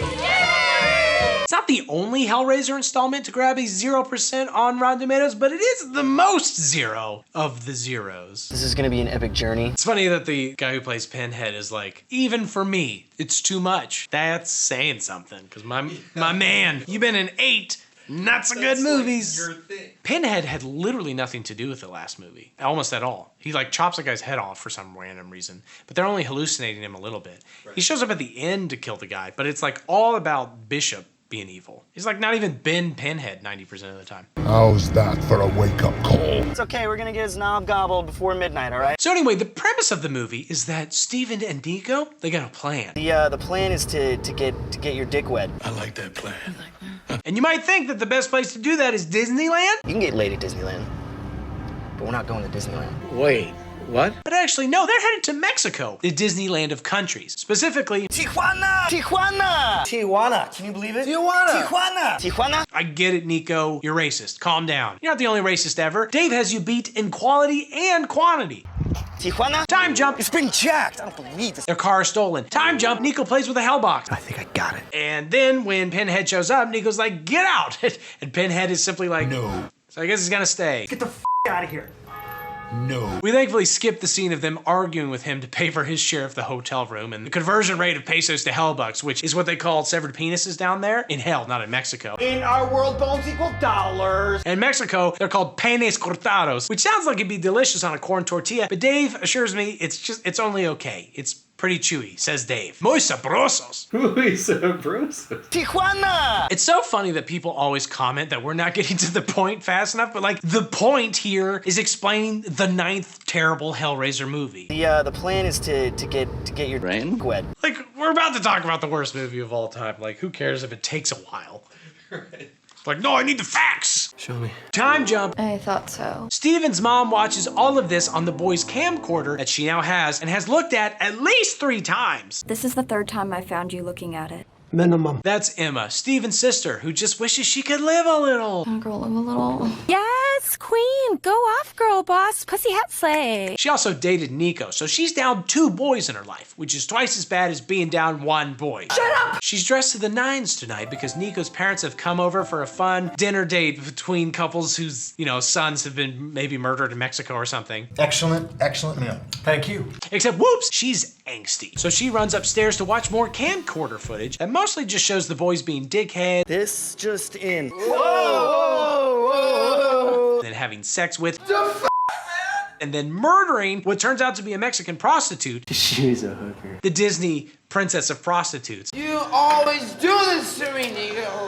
Classic Nico. You can't bring him anywhere. Thank God they didn't go to the Disneyland of Disneylands, because there is nothing less magical than stumbling upon a to death Minnie Mouse in the Magic Kingdom bathrooms. I mean, Dave has completely ruined the Disney experience for me. Yeah, you thought I forgot about it. I didn't. That was a bad day for me. The magic, gone. Sorry. Now, you'd think Nico would delete the footage of him murdering Hooker. Wait, do you think that the Hooker read Amy's article back from Deader? Like a champ, that is like awful. a pro. It's all connected. Oh, shit. But also, Nico won't delete the footage because he's worried that Steven will turn him in, and he believes the footage of Steven sleeping on the floor is somehow incriminating. Now it's destroying it. Keeps us on the same team. You're culpable, bro. That's your fault, man. Sorry you had to sleep while I murdered someone on camera. You could have stopped me. I would never do anything like that, Nico. Come on. You're a heavy sleeper. We all know that. That's criminal. How do you think that's gonna look in a jury? They even have juries in Tijuana! So anyway, he's gonna apparently use that as blackmail to keep Steven on his side. It's like how Dave forces me to smoke crack on camera before he goes off to rob banks in the nude. Very crafty. Come on, I wanna get some breakfast. Let's go. Let's go. Let's go. That also explains why Emma's able to watch this. And also, hey look, the box is in this bag right here. Like OG Pinhead, the box also tried to avoid appearing in this movie, but unlike him, it had gambling debts and needed a paycheck, so here he is. The box. She starts playing with that to distract from how sad she is that her boyfriend cheated on her, and I guess also the fact that he murdered a woman, I guess. But judging from her face, it's like 70-30 cheating to murder. She also opens the box, but then holy crap, Steven shows up and he's looking rough. Guys, it's Steven! Then they try to call the police, but Emma hits way too many numbers on the phone. Like, she's definitely not calling 911. And to cover up the fact that she clearly doesn't remember 911, she claims that the phones are out. Phone's not working Wednesday. She's like, I don't think we can call the police. Beep, beep, beep, beep, beep, beep, beep, beep. Yeah, I don't think they're not answering. I'm sorry. That line is not available. Phones are out. Emma. Yeah? Go call 911. You have to do more than that. And also the cars are magically gone somehow through the magic of not having even a little bit of a production budget. The cars are gone. Oh, shoot. The dads yell at each other some, and then one claims he's gonna do a no-hands pee, but... You're drunk, Peter. So what? So the pee goes everywhere. I don't want any accidents happening. And then literally 40 seconds later, Nico's dad is like... I'm sorry about earlier. I've been peeing a lot today. And like, sure thing, that was 40 seconds ago, but I appreciate the apology, Nico's dad. You can fully open your eyes now, if you can. Oh, you're really struggling. Guys, I'm so sad about my son. Also, we have been filming for like 3 hours and I am tired. I can't remember all these lines. We're like definitely improvised on the spot. You guys never told us that was found in their bags? Oh, well, he tried, which is also what the director of this movie said after every take. We're not made of money, we're not doing any more takes. He tried. Good. I think people will ultimately appreciate that we tried. That's what we're sort of banking on with Hellraiser Revelations. You know, not everybody nails it. 6 weeks before it's due. Yeah, we made it happen, baby. Okay, I'll go this way. Emma tries to solve the box again and causes an earthquake and Steven to run outside. This is crazy sounding! And like, maybe stop playing with your box, Emma. It'll make you go blind and grow hair on your palms. Is that the thing Nico was playing with in the video? No, prostitute. But anyway, Steven's all zoned out, and I think he has a super long, silent recollection. Something beyond the limits. Of how he and Nico followed up their hooker murder, the fun night at the strip club. A grungy dude sits down and is like, hey, are you two interested in Ultimate arousal. My curiosity is aroused. And I don't personally see how anything could be more arousing than watching sad, half-naked women spin in a circle while sitting next to your best bud. Boners are, after all, the bridges of friendship. Whoa, we're not looking for any new friends, amigo. But Nico is like, no, wait, I am totally into some ultimate arousal. Horrifyingly dirty weirdo. How much do you want for it? And the guy goes on to explain how ultimate pleasure is only possible through pain. So you can have that, you know, that tangy, sweet, and sour contrast. And weirdly, this is like the closest that any sequel has come to matching the general themes of the first movie. They even later described the Cenobites as explicitly not demons. And I don't know, it's weird that the worst movie is also the most lore accurate, seemingly. Like a thimble of water in the desert. That's what they offer. Maybe it did come at least a little bit out of Clive Barker's butthole. His urethra? How can I communicate? Pee goes everywhere. I don't know, but Nico is like, tight. Give me the box you've got that you claim will give me all sorts of painful pleasures. And Nico immediately rips off his shirt, lights a bunch of candles, but did anybody tell him to do that? Sir, it's not necessary or wise to be naked. Yeah, how do you know? I just do. It's kind of like how every time I hand Dave a Melissa and Doug farm animal puzzle, he rips off his pants and sprays Febreze in his eyes. Cow says move, the flesh burns. It's like, I didn't recommend that. Seems unnecessary, especially considering You suck at puzzles anyways. which is actually very funny. It's not a skill thing. Bro, you gonna summon pleasure torturers or not? I'm trying, bro. I'm trying my hardest. I'm trying to. Ultimate arousal. All he knows is that it brings ultimate arousal. And he's like, forces him to film it too. That only heightens the pleasure, I guess, is when your buddy films you getting ultimately aroused. Get the f***ing camera! Bro, are you gonna like summon ultimate arousal or not? What do you think I'm doing? I mean, like, statistically speaking, a super perv who's also super dumb at puzzles was bound to happen. Like, it just so happens that every horny idiot is also good at puzzles, but inevitably there's gonna be a guy's like, oh, I'm so horny. Man, am I bad at puzzles. This is really, what a catch-22. Like losing Twister while trying to autoerotically asphyxiate yourself. Show me. Pinhead is just waiting on the other side of the rift between heaven and hell, being like, should we give him a hint? No. And then we just watch the intro again until we see Nico get hooked. Which is ironic, because he killed a hooker. I think that's how irony works. That's the end of, I guess, a super long flashback that everybody, I guess, was quietly waiting for the end of. I don't know. What do you mean you don't know? Like, Steven's just standing there, and he's remembering this. It's not on the camcorder. And everybody else is just like, what is he thinking about? Oh, you guys here? Sorry, I was sort of lost in my thoughts. Did you even puzzle, bro? Oops, wait, it's not over. So he slips back in. They're like, oh, are you down? Oh, no, you're still thinking? I'm sorry, I'll wait. Now Steven wanders around Tijuana and hands another hooker $100. You have $100 on you? Yes.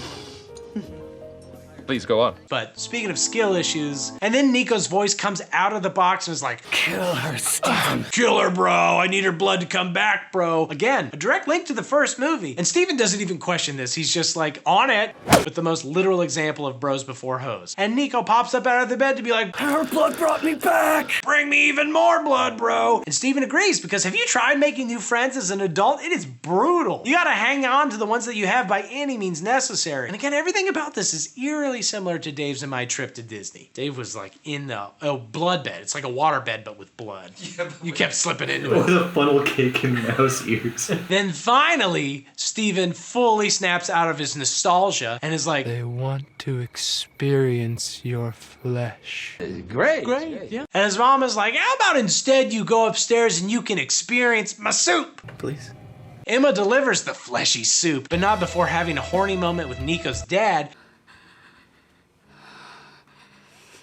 Emma. And then also a horny moment with Steven's soup? Ah, bitch! You stealing my soup? You're stealing.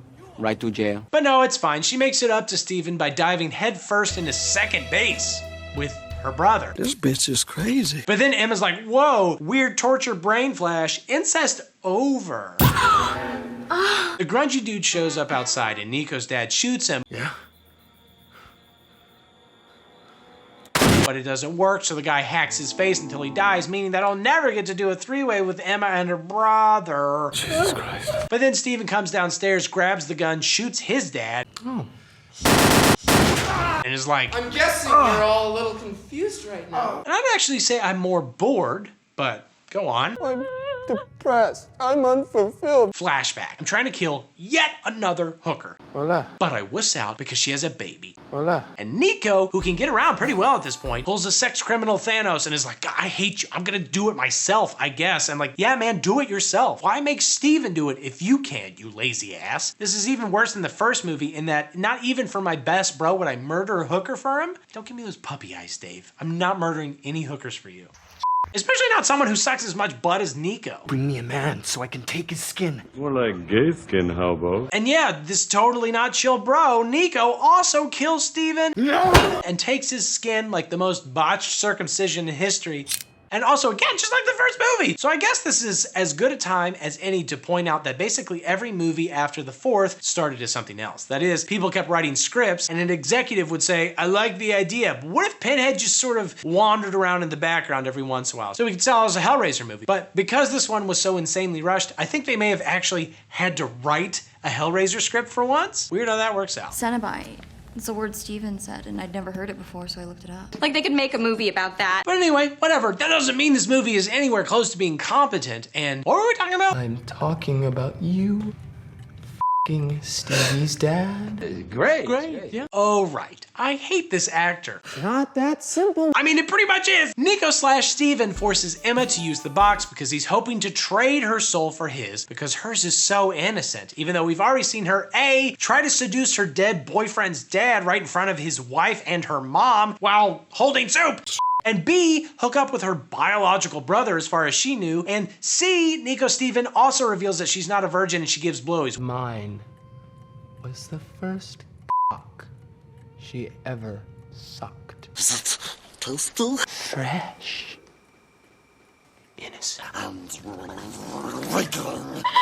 And I mean, none of that screams pure as the driven snow. Not to slut shame letting your brother play with your titties or whatever, but if doing all that stuff still lets you into heaven, then, I mean, Dave's not getting in still, but I gotta, you know, I'm on the wait list at least. I was baptized Catholic, so I'm technically the only person going to heaven. All right, yeah, sure. That's how it works. And to be fair to Emma, she stabs Nico/Steven as like, what the f*** innocent am I? I never said you were. But it does nothing, and she easily opens the box, and Cenobites show up and are like, okay, actually, we still just want you, Nico. We have no desire for you. And surprise, this like third Pinhead, because the second Pinhead looks so different from the original Pinhead that I have to assume that it's an entirely different character. Anyway, the third Pinhead is Steven. Because he doesn't have skin anymore, and Nico looks like Steven. So that's fun. And Nico's mom tries to say something and gets killed for it, which serves her right for raising Nico. And then the Cenobites hook Nico, and they're like, Emma's a dirty little freak. She will call to us on her own. Did you see what she did with her brother? I guarantee she's coming back. But then Steven's dad shoots Nico, which anybody at this point in the movie would know is actually helping Nico out, considering he's about to enter an eternity of pain. And Pinhead points this out. The eternity of suffering he would have experienced at our hands would have been more vengeance for you than you can possibly imagine. Oh, wait, I take it back. Now we have a flesh deficit. So he grabs Steven's mom and condemns her to the hell of never escaping this plotline. The dad musters only a very tepid response. No! Now that I think of it, they did actually just reveal a minute ago that he cheated on her, so maybe he was actually trying to get rid of her? Sneaky daddy. No, please take me. No. Done it. Done. That's one way to save money on a divorce. Maybe he actually was like 10 steps ahead. He's shooting Nico to create a flesh deficit. But then Emma wakes up with her dad. No, not like that. But I understand why you'd think that. And I'm positive Emma has thought that. But incest is more like Hellraiser relations, am I right? But actually, they're just in the living room and the dad dies. And, oh, okay, you're gonna do that now? Like, Emma immediately grabs the box to presumably re-summon the Cenobites, but I think we were all expecting her to take more than 5 literal minutes to think it over, but she's ready to go now, I guess, why wait? The time will come when her own twisted desires will ripen. That time is now. And even better, she knows that Pinhead Cubed is her real brother, so she can finally do some real incest instead of that watered-down gaslight version. I like a strong woman who goes for what they want, you know? Right, Dave? Yeah. We will be waiting. Any luck? Well, I can't. I'm too goopy. Yeah, you're making a real mess over there, man. What the f is going on? Okay, so because this movie was made in 2018, it's forced to head-on deal with the fact that nobody really gives a shit about puzzles anymore. We've got Xboxes and YouTube videos of people describing really entire franchises all in one really long go. In an age when desire has become amplified, but where lust can be sated electronically. So why would we need to be aroused by a Rubik's Cube? We could be aroused by, what have we got going on here?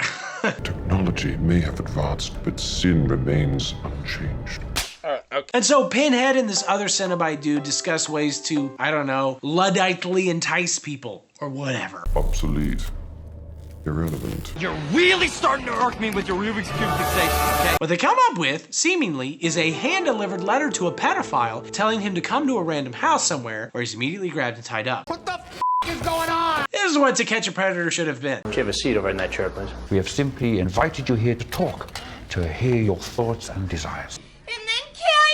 The pedo's interrogated for a bit, and then I refuse to show you what happens next because for all the awful, disgusting movies I've watched over the last 4 years, this next sequence is the only one that actually made me physically gag and literally dry heave. If you're into that, watch this movie, I guess. A reward tailored for a man of your particular tastes and desires. If not, just let me describe it to you and hope that you don't friggin' gag because of that. Please try not to be too alarmed. So basically, the pedophile, he confesses, and it's typed out on a typewriter. And then a chubby shirtless dude comes in and pours tears of children onto the paper, which, how do they get those in that little vial? The little letters are hard to locate. Maybe the chubby guy should also be tied up, but then he eats the paper. And he then vomits all of it into a tube where it sprays into a trough. And a bunch of topless chicks with torn up faces put their hands into it and decide the guy is guilty.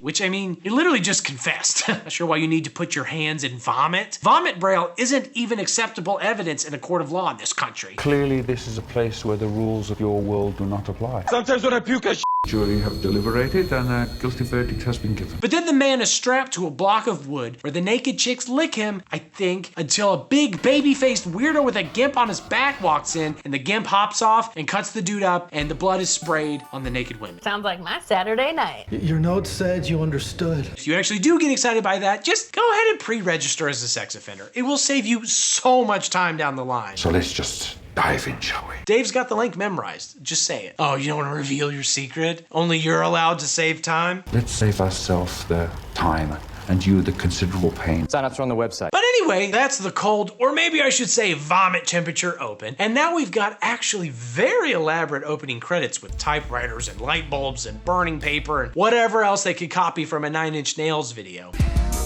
Eventually that ends, and we see a tipsy woman arrive at her apartment in an Uber that isn't as high-end as she was hoping. Uber black my ass. She heads inside to find a bunch of candles lit, and I know what you're thinking. It's probably Josh. I know they broke up, but who can resist a late-night booty call / breaking and entering every once in a while? For old time's sake. He said, no, it's not Josh. Or Josh is really mean. Okay, I'm drying up real fast here. Either way, it does not go well. Cut from there to these not-so-buddy cop brothers. Detectives Carter and Carter, brothers in arms. You look like shit. They go to investigate the crime from like 2 seconds ago and quickly determine it's been carried out by a serial killer named the Preceptor. It's definitely him. You think? I do. I really do. Who is sort of killing people based on the 10 Commandments because Saw and Seven made a lot of money. So they could have called this film Hellraiser X and everyone would think, oh, they put an X in the title to be cool and extreme and also because it's the 10th movie. But surprise, buttholes, the X was only a 10 and specifically like the 10 Commandments. And then the film would win like every single Oscar. Just the title would have sent you on a journey. Literally. That said, I'm not sure which commandment involves sewing live dogs into dead bodies, but I guess it's an important one, because that's what he does. The dog was her baby. So he put it into her womb. Just like the Bible says. Hellward Bam keeps going. Jets, were you sewed up inside a dead lady? He's like, I sure was. It was wild. You wouldn't believe it. Anyway, let's go home. What the f is going on? And they meet a hot lady cop at the crime scene. Literally. She says she's here to help in any way they need. Do we still smoke stogies and have scotch for breakfast? From there, they go to another crime scene where somebody left a bunch of hands clutching eyeballs and teeth on the playground because, you know, eye for an eye, tooth for a tooth. The most famous of the 10 Commandments. I don't think the serial killer knows what he's talking about. He could just be talking about the Bible, but he's like, no, it's the 10 Commandments. I mean, not literally, okay? I'm not a stickler. Eye for an eye, tooth for a tooth.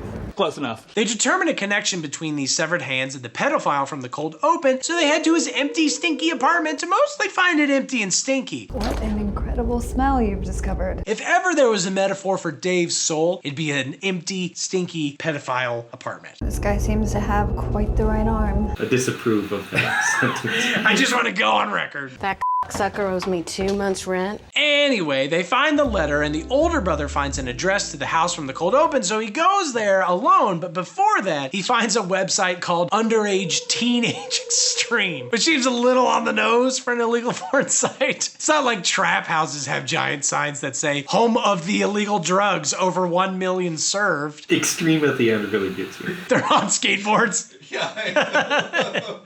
They're drinking Code Red. Still, it makes sense for a pedophile to have it open on his computer, but hilariously, you have to be 18 plus to access the website. Like, bro, I think the fact that you're hosting underage pornography is gonna be a much bigger crime than accidentally showing it to someone who is themselves underage. When Dave goes on his weekend killing sprees deep in the mountains where there aren't any cops and nobody can hear you scream, he doesn't care that he parks illegally. He was caught a few times loitering and jerking off to the girls in gym class. Sorry. But anyway, he goes to the house and immediately falls asleep and wakes up in the interrogation room, but is much more chill about the whole thing. What do you want to know? Excuse me? You obviously have questions. And again, I don't want to show any of this, so let's just say that he confesses a lot of things. He's a former soldier after all. Should I go on? And hilariously, the Cenobite is, I guess, a patriot. You were a man protecting his country. Again, we're filming this on 4th of July. God bless the troops. The Cenobites are on your side. You were permitted to carry out these acts. I don't know if that makes you feel better. But then, yeah, his extensive confession gets typed out and the chubby dude tries to eat it, but it almost kills him. But thankfully, he's still able to puke up his much bloodier vomit into the tube, but it's also negatively affecting the naked chicks. And things seem like they're just going poorly for the Cenobites. And the main guy gets called up to heaven, I guess, where a sexy, probably angel's like, you gotta let my man named Sean go. Let my Sean go. I don't understand. And then Cenobite is like, okay, fine, but not before we pour a bunch of spit and vomit into his mouth. And why is it so gross? Doesn't have to be this gross. They had to make up the goo budget, it sounds like. Do you understand? Not really, no. But actually, Sean escapes on his own and steals a Hellraiser box that was on a shelf while he's at it because these are Hell's version of Funko Pops. They're just littered throughout the cosmos. But it's all good. There's no need to go after him. He'll be back. Sean literally walks out, calls his brother, and then drives straight back to the house. Except this time, like my worst birthday sleepover scavenger hunt, nobody falls asleep and they don't find anything. Oh, you'd know that. Sean heads home and has Cenobite nightmares, including apparently pouring scalding cum in his eyes.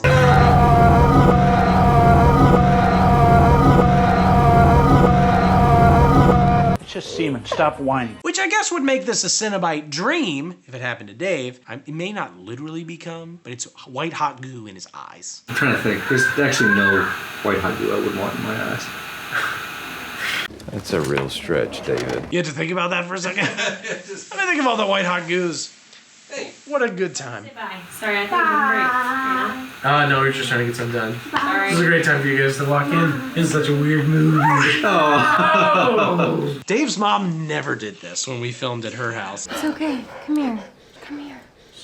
It never happened. Sean wakes up real horny and bangs his wife for a second until he has a weird vision and runs outside to flip out for a bit. What are you doing?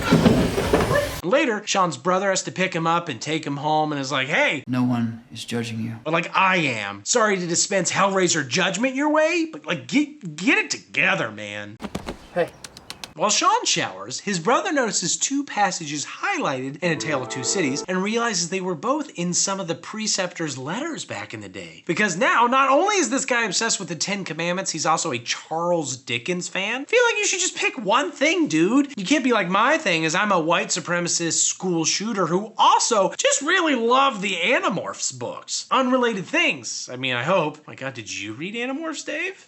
To be fair, those books are way darker than the silly covers make them out to be. They're dealing with war, PTSD, child soldiers. Basically, I'm a badass for reading them as a child. Which animal would you turn into? I mean, what is the context? Like to battle aliens? To battle aliens? I think I'd go blue whale and just dive deep. Yeah, that's come get me. Think like a gorilla. Because it'd be pretty close to something I'm already familiar with. Yeah. I'd just be slamming dudes. Because like a tiger, like I'm not out there, I don't want to bite everything. Honestly, I don't know that I would be any different. But anyway, this suggests, I guess, that Sean might be the serial killer, despite the fact that, as they say over and over and over in the movie, a lot of people read Charles Dickens. It's the most popular fictional book on the planet. After all, it is the most popular book on the planet. The only Dickens quote that applies to these movies is that it was the worst of times.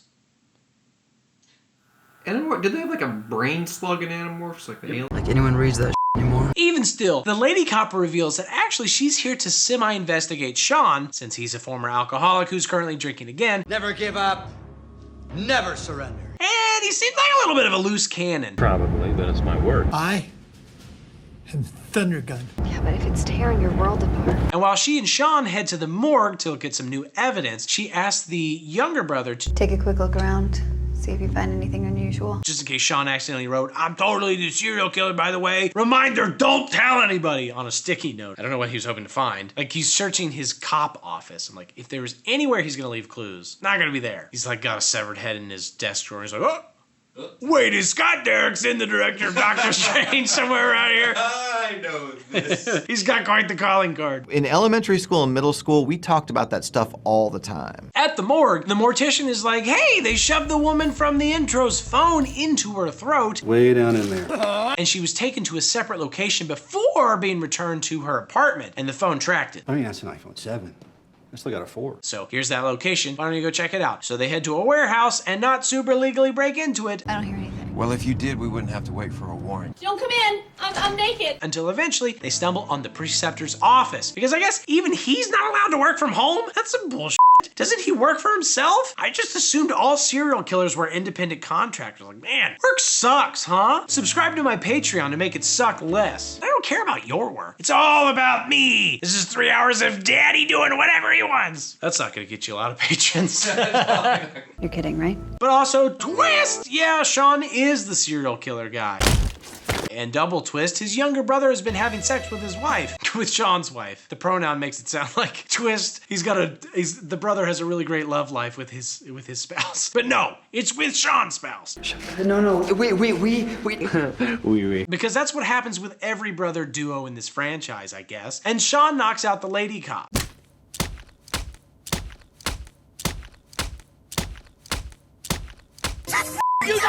The younger brother shows up, but his room clearing skills are extremely mediocre. Then Sean's wife shows up, and Sean says a bunch of Christian adjacent stuff. Like I've always told you, you should read more, starting with the Bible. Is that Shakespeare? And reveals that his wife cheated on him 2 weeks after he left for his first tour of duty, which is very Black Snake Moan. And why in the world is that the reference that immediately springs to mind? Probably because a half-naked Christina Ricci chained to a radiator is not a thing that you quickly forget. You ain't got but one life. Oh, then Sean forces his brother and wife to open the Hellraiser box to raise hell, and oh, I just got the title. Nice. Then when the Cenobites show up, he's like, my dudes, you trying to trade my soul for these two? And they're like, no, actually, I wish people would stop trying to make deals all the time. There is no deal to be made. Why don't you sweeten the pot? We want you, because while your motivation and theme are confused, you're like super good at murder, and we respect that. But that said, this other hellish faction will take them and a late round soul pick to be named later. That is not how it works. And he's hooked, and the wife and bro are hooked, and they're dragged away, and then the angel lady shows back up and is like, the f is going on? It's a good question, friend. The angel lady claims that Good cannot exist without evil. and so God needs serial killers like Sean here to help with that. Want him out there on Earth. Which, okay, even supposing that's true, I don't see how one single serial killer is making any huge difference. Pharma bros have a much higher body count via medicine prices alone. Feels like God should focus on higher impact bad guys like them or politicians. Obviously, a certain one springs to mind, but I know even saying the word politician has likely caused my comments to explode with a righteous fury. Sin ordained by heaven. I hate when my videos about naked women puking into dudes' mouths also bring maybe not woke politics into it. Can a guy just enjoy something? There are matters at play here that are part of a bigger plan. So Pinhead agrees to send Sean back to Earth. Actually, I don't know where he is right now, but he's going to Earth. But it turns out that Lady Cop was totally spawn camping. I'm back. Revenge. And the angel is like, You knew that would happen. and like, did you not? Isn't God on your side? Surely you could have predicted that part? I don't know, but Pinhead pokes the lady angel with his nails and then rips her apart and is like, I am fairly confident there will be no major repercussions for my actions. After all, I love suffering. Suffer. Me. Well, that's my favorite thing. So what can God do to hurt me? I like to be hurt. Checkmate, God. But then he's banished to be a regular human dickhead. And he's like, ah, no, I didn't even think about that. But I will say, that's still suffering. The sweet suffering. If anything, it's amplified because suddenly the stakes are higher, right? I'm human, and every second of my existence is pure agony. My man's about to get off. I'm so happy for him. Okay, that's the end. Obviously, did it not feel like it wrapped up satisfactorily? Look, dude, I have seen the future, and if we keep going how we've been going, it's gonna take like 200 years to finish this, as I alluded to what feels like 200 years ago. Okay, then, well, what do you suggest? Reboot! You guys just heard us. Yes. Yeah. For our final film, Hulu presents a Hulu original, which makes sense. Who better? Who? What are you f***ing now? Both start with an H, both have weird libraries of movies that few people watch. It's a match made in heaven and or hell. It's not to be taken lightly. We first head to Serbia, where production budgets can get stretched and two people swap cases, which is way better than swapping vomit. So this movie is already a huge improvement over the last one. Enjoying yourself? As it turns out, this is what Logan Roy's wife was doing before they got married, I guess, which is to say she's a lawyer or something for a man named Roland Voigt, who throws dope parties in Massachusetts Oh, Massachusetts! and also makes people play with his ornate clubs. It's a puzzle. Oh, okay, it's a Hellraiser box, but in a new weird configuration. And Voigt gets a dude named Joey. Joseph. My friends call me John C. to solve it, but when he does, it stabs him in the hand, unlocking the forbidden pleasures of getting stabbed in the hand, which makes it pretty much the worst puzzle ever. So if I solve it, do I get Killed instantly. Then the kid is hooked and tortured, and Voigt demands an audience with Leviathan God, who we haven't really seen since the second movie, but who is always in our hearts. grant me this audience? You're in our hearts! Cut to 6 years later, and even in the future, people are having for real sex. That's a relief. When others are now listening to the sex. You guys just heard us. Yes. Yeah. Yes, queen. Go off, girl boss. Pussy hat slay. But wait, it's not all sex and ear candy in the future, as this chick Riley is berated by her gay brother for dating a guy she met during a 12-step program type thing. What kind of guy hooks up with someone from a 12-step program? This guy. And she's like, don't tell me what to do. But to be fair, that boyfriend 5 seconds later is like, hey Riley, you know how you're too poor to pay your part of the rent and also, I guess, to afford a bra? He's not wrong. Well, I deliver art and I think that we could steal some art, like for real, not the way that NFTs and AI do. Hey, I got an NFT for you. She's like, tight, it's a victimless crime. Who gives a shit about art? He's not wrong. It's like when Dave tries to go on one of his weekend murder sprees out in the woods. Like, he's too out of shape to actually catch anyone. Most of his victims end up giving him some water so he doesn't die. Let him get the energy out. Get his energy out. Let him tucker himself out a little bit. All right. So they break into a warehouse, which is kind of like a building box. Go to break into a shipping container, which is kind of like a boat box. To break into a safe, which is kind of like a money box. To break into another box, which is kind of like a box. Damn. To then grab a Hellraiser box thing, which is kind of like a Rubik's Cube box. And it's just like boxes everywhere. Boxes within boxes. And they're all made out of ticky-tacky, and they all look just the same. And Riley takes the box home until they can find somebody who wants to buy this box. I'll take it if you don't want it. I just love this box. A box guy? Maybe Mike Tyson? Mike Tyson? Logan Paul if they're desperate? Come on. Logan. I'm not much of a box head. I wrestled in high school, if you must know. District champion. Dave was there. It's true. Come over here. Hold up your the WWE, the big belt. We'll split whatever cash we can get from it. Anyway, back at their apartment, the naked gays read to each other Shelly. and then scream at Riley to get out. Get the f*** out. Get the f*** out. Get the f*** out. Get the f*** out. Get the f*** out. Get the f*** out. Because she interrupted gay naked reading time. And anyway, she's not paying rent and refuses to make good life choices. Are you jealous? Riley immediately proves their point by heading outside, popping a few pills, and then hanging out on a playground after hours to play with her box. She's just crime stacked on crime here. Crime, penetration, crime, full penetration. And she fingers her box open, but deftly manages to dodge the spiky blade, which actually kind of feels like a design flaw. That blade was meant for you. Yeah, well, it missed, idiot. Better send it back to Hell Amazon. Then she wigs out and spins around and sees Cenobites and shit, and that's why I never pill before puzzle. It only leads to hooks shooting out of my chest and impaling my gay brother. That's a metaphor. The brother feels bad about throwing out his sister, so he runs out and finds her on the playground, but cuts himself on the box. Right. And when he goes to wash his hands, the bathroom gets all weird, and he was never seen again.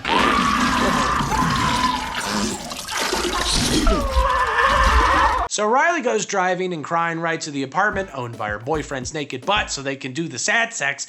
But then she sees a Cenobite mid-coitus and rudely stops the pump. No more pump. I saw a Cenobite. No pump. I'm coming day and night. The two of them determine they need to figure out who owned the box, and they end up talking to the lawyer lady who is in an old folks home dying of cancer. She's like, you don't want none of that shit. And she tries to grab the box, but gets cut herself. You don't want no part of this shit. How much of this franchise would be avoided if somebody just wore gloves before handling the creepy demon sex box? This is why you never see dishwashers or butlers getting dragged off. Don't worry, Master Wayne. So Riley and the boyfriend, named Trevor, by the way, Is that who you work for? run away while lawyer lady gets grabbed by Cenobites. I'm just kind of hoping these new rebooted Cenobites take her to Dave & Buster's or something. Maybe they're not always mean. Save your breath. Full scream. Are you ready to begin? Ah, shoot. Still, you never know. Riley does a bit of a Google foo and learns that Voight has disappeared, and also that he has a fly-ass house that's like totally within reasonable driving distance. It's not that far. She heads there alone because Trev's being a real butt in the mud about the whole thing, but she wants to figure out where, her brother went. And she encounters a room full of Cenobite drawings and shit and a book that helpfully explains that there are actually 6 box configurations that mean different things, presumably. Like maybe one of them does get you to go to Dave & Buster's? I don't know. The Dave & Buster's method is a 748-step process designed to help you experience beyond the limits. We'd better try them all because I'm also really hoping that you can assemble multiple boxes together to form La Megazord configuration. I've watched 10 of these. Just give me one horny demon Megazord, come on. Activating Megazord battle mode. But before long, she's inevitably haunted by her brother for a second, and he's actually looking pretty good.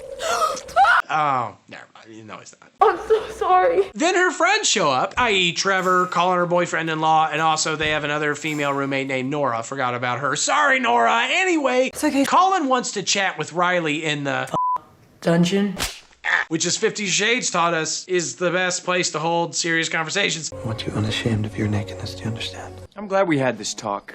So Trev and Nora head upstairs to dick around for a bit while they chat. Thankfully not literally, because we know what happens in horror movies when people get frisky. Dicks out, blood spout, as they say, I think. You see where I'm going? No, I don't. Riley's like, look, if we do all the box configurations, then we could totally talk to God. I read that in the book, and then we can ask him for anything. And Colin's like, oh my God, like a PS5? And she's like, oh, I was thinking like, bring my brother back. And he's like, what? That's what I meant to. Okay. But if God could bring him back with PS5, I'm just saying, can we ask for anything? Or what? He doesn't have to, but like, just saying, you can ask for anything. Let's just close this up and get out of here. Nora, meanwhile, upstairs, flips a switch and accidentally locks herself in a secret passageway. Nora? Jesus Christ! And gets stabbed by the box held by Voight, who appears to have stolen it at some point, and he lives in the tunnels or something. That's not nice. And the best friends run away, naturally. That house, what? But the back of their van opens up into hell tunnels or whatever, and Nora gets hooked and confronted by a lady pinhead. That's kind of nice. Maybe they'll mix things up and introduce more lore into the Hellraiser franchise by having Lady Pinhead do something besides just straight up killing Nora. Ah, dang. And they crash the van. Riley has had it like up to freaking here. So she goes to huck the box off the bridge, but Lady Pinhead is like, wait, greater delights await. I'm sorry, there's more good stuff coming? What was the first good stuff? Seems like all the stuff has been bad. Not a single Dave & Buster's, nor a Megazord. Our gifts are boundless. I want them. So Lady Pinhead clarifies, if you kill 2 more people with the box, then you'll totally get to see your brother, because that'll make 2 more configuration, and it'll be great. And it's exactly what you're hoping for, which is actually kind of weirdly similar to tokens at Dave & Buster's. You play 2 more games, maybe kill a couple kids, take their tokens, you can get a big plushie. Focus on what really matters. Then the box bites her. And Pinhead's like, ah, gotcha. Your blood is in our hands now. Now we can grab you at any point, unless, again, you grab two others. I'm not sure why Pinhead cares who specifically dies and when, but I guess that's good news for Riley, maybe? These Cenobites love to, like, make deals. They're all deal makers. Would it bring you comfort? My deal. No deal, bitch. Except then also a bunch of Cenobites just show up and blow right by Colin and straight to attack the Straits. Which is actually reverse bigotry, I think. I wrote the script during Pride Month, so I'll say yes. And finally, a Cenobite lives up to his freaking name. They're not Cena torturers or Cena slowly walk while saying some nonsensical bullshit about pleasure and pain-ers. They should bite, damn it. What? Riley, in desperation, tests what happens if this bitey fella is introduced to the business end of her box. And as it turns out... Did it work? That counts. The ripping and the tearing. The ripping and the tearing. He gets hooked and ripped apart and the box configures to the next level, so actually, no biggie. Hey guys, they're coming again. What do we do? What do you mean? You're just gonna run around stabbing Cenobites until finally we've killed enough to end this godforsaken franchise. And then speaking of, you can talk to God probably like 100 times. You can talk to him like every day. God will put you on speed dial for that. You'll be drowning in PS5s and Gay Brothers. It'll be amazing. You just poke every Cenobite you see. Come on, hurry! But for now, they run into the house and Trev is bleeding out via the Cenobite on his arm. What have we done, man? What the hell have we done? What exactly are the rules for this stuff? Like, Trev didn't open the box, did he? So why are Cenobites biting him? Does he have Cool Ranch flavor? It just feels pretty indiscriminate. I mean, other than the fact that they clearly targeted the Straights. Ugh. Of course 2022 Hellraiser would have woke Cenobites. Anyway, they managed to lock the woke Cenobites out with more switch flips. Because the whole house has been engineered with some configuration that Cenobites can't get through or something. But then Voight shows up and talks to Trev and is like, my guy, what's going on? Hey, I'm sorry. I paid you to get a bunch of people killed so that we can get the box back to God configuration, the final configuration, so I can beg God to take out the gift he gave me last time I talked to God, which is like a winch that randomly twists my nerves and hurts like shit all the time forever. Thank you, God! And Trevor's like, I know, I'm working on it, okay, jeez. I'm like, you got Cenobit. Things took a turn, all right? I admit that, but I'm handling it. Riley and Colin don't see this interaction, however, and Riley agrees with me that they should go kill another Cenobite. Where? What? So she solves the puzzle again so that a blade will pop out. And like, lady, again, you really should consider wearing heavy gloves when you do this. How did you know it wasn't gonna stab you? They open the gates and run outside like, hey, why don't you Cenobite this ass, you losers? And they lure one inside and are like, ha, got you bit, oh shit. He'll bite your ass, bro. Turns out they captured literally the only Cenobite in the whole franchise to ever move with any speed or purpose. But it's cool because it gets wedged in another gate somewhere. I got his ass! But it's not cool because Riley fumbles the box in the scramble. Which is why you should never celebrate until you're in the end zone. I have never seen this before in my life. Then Voight shows up again, grabs the box, and stabs Colin for literally no reason. I didn't have to do that! Did he just reverse Uno things back to being homophobic? Doesn't matter. The Cenobites hate gay men, just like I want them to. I guess he doesn't know about the Cenobite thing, like them being qualified to be stabbed. But there was a Cenobite trapped in a gate right there. Could have been worth a shot, you know? I always stab things trapped in gates, just in case something good comes out of it. That's actually how Dave and I met. Voight also explains that he chose the sensation gift when he talked to God, but it turns out that their tastes were not what I imagined. That should have been obvious from the damn nails in their skulls. I'm more of a water park guy. This makes Riley sad. How could you do that? Why would you do that? Especially as she realizes Trev's betrayal, and double especially as Trev lets the Cenobites in. No, don't. And then Leviathan God, looking exactly like the second movie, returns, but then twist, Voight closes a bunch of gates again, which traps all the Cenobites inside the house.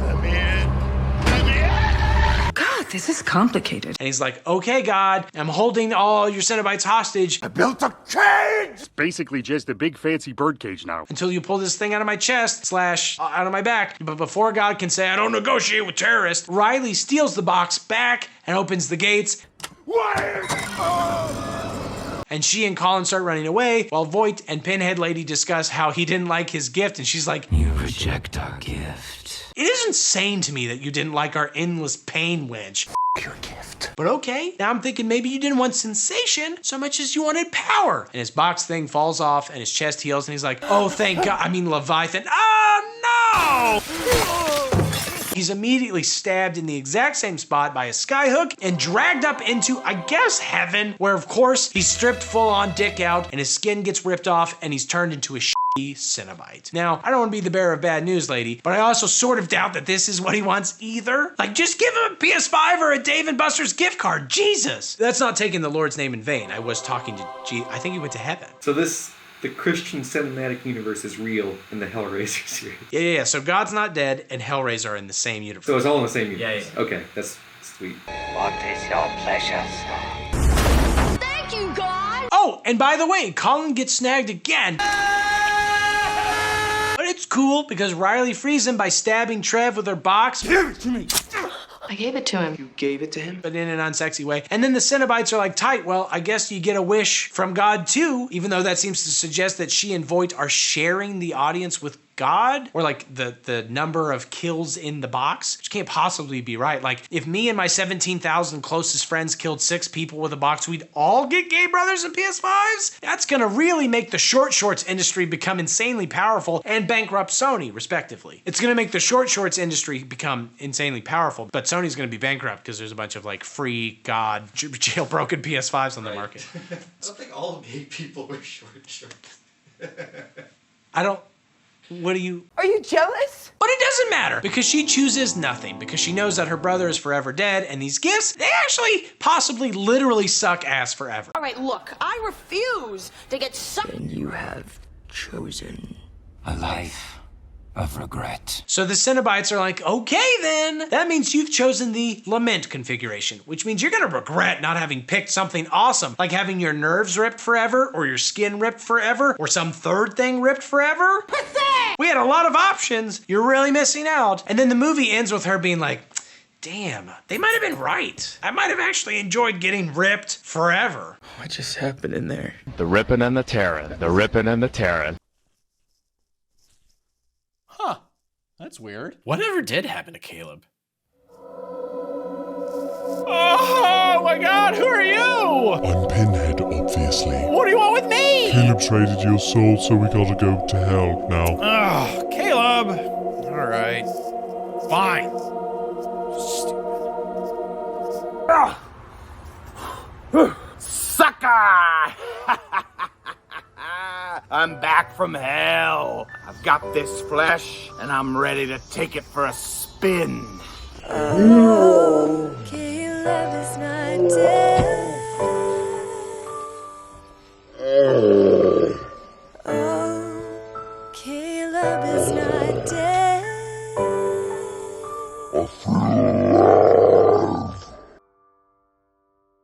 Oh man, no, it's like I was just trying to listen to a CD so that I didn't have to listen to you. But now that's like my whole thing. I'm like a CD torture guy. I can't stop hearing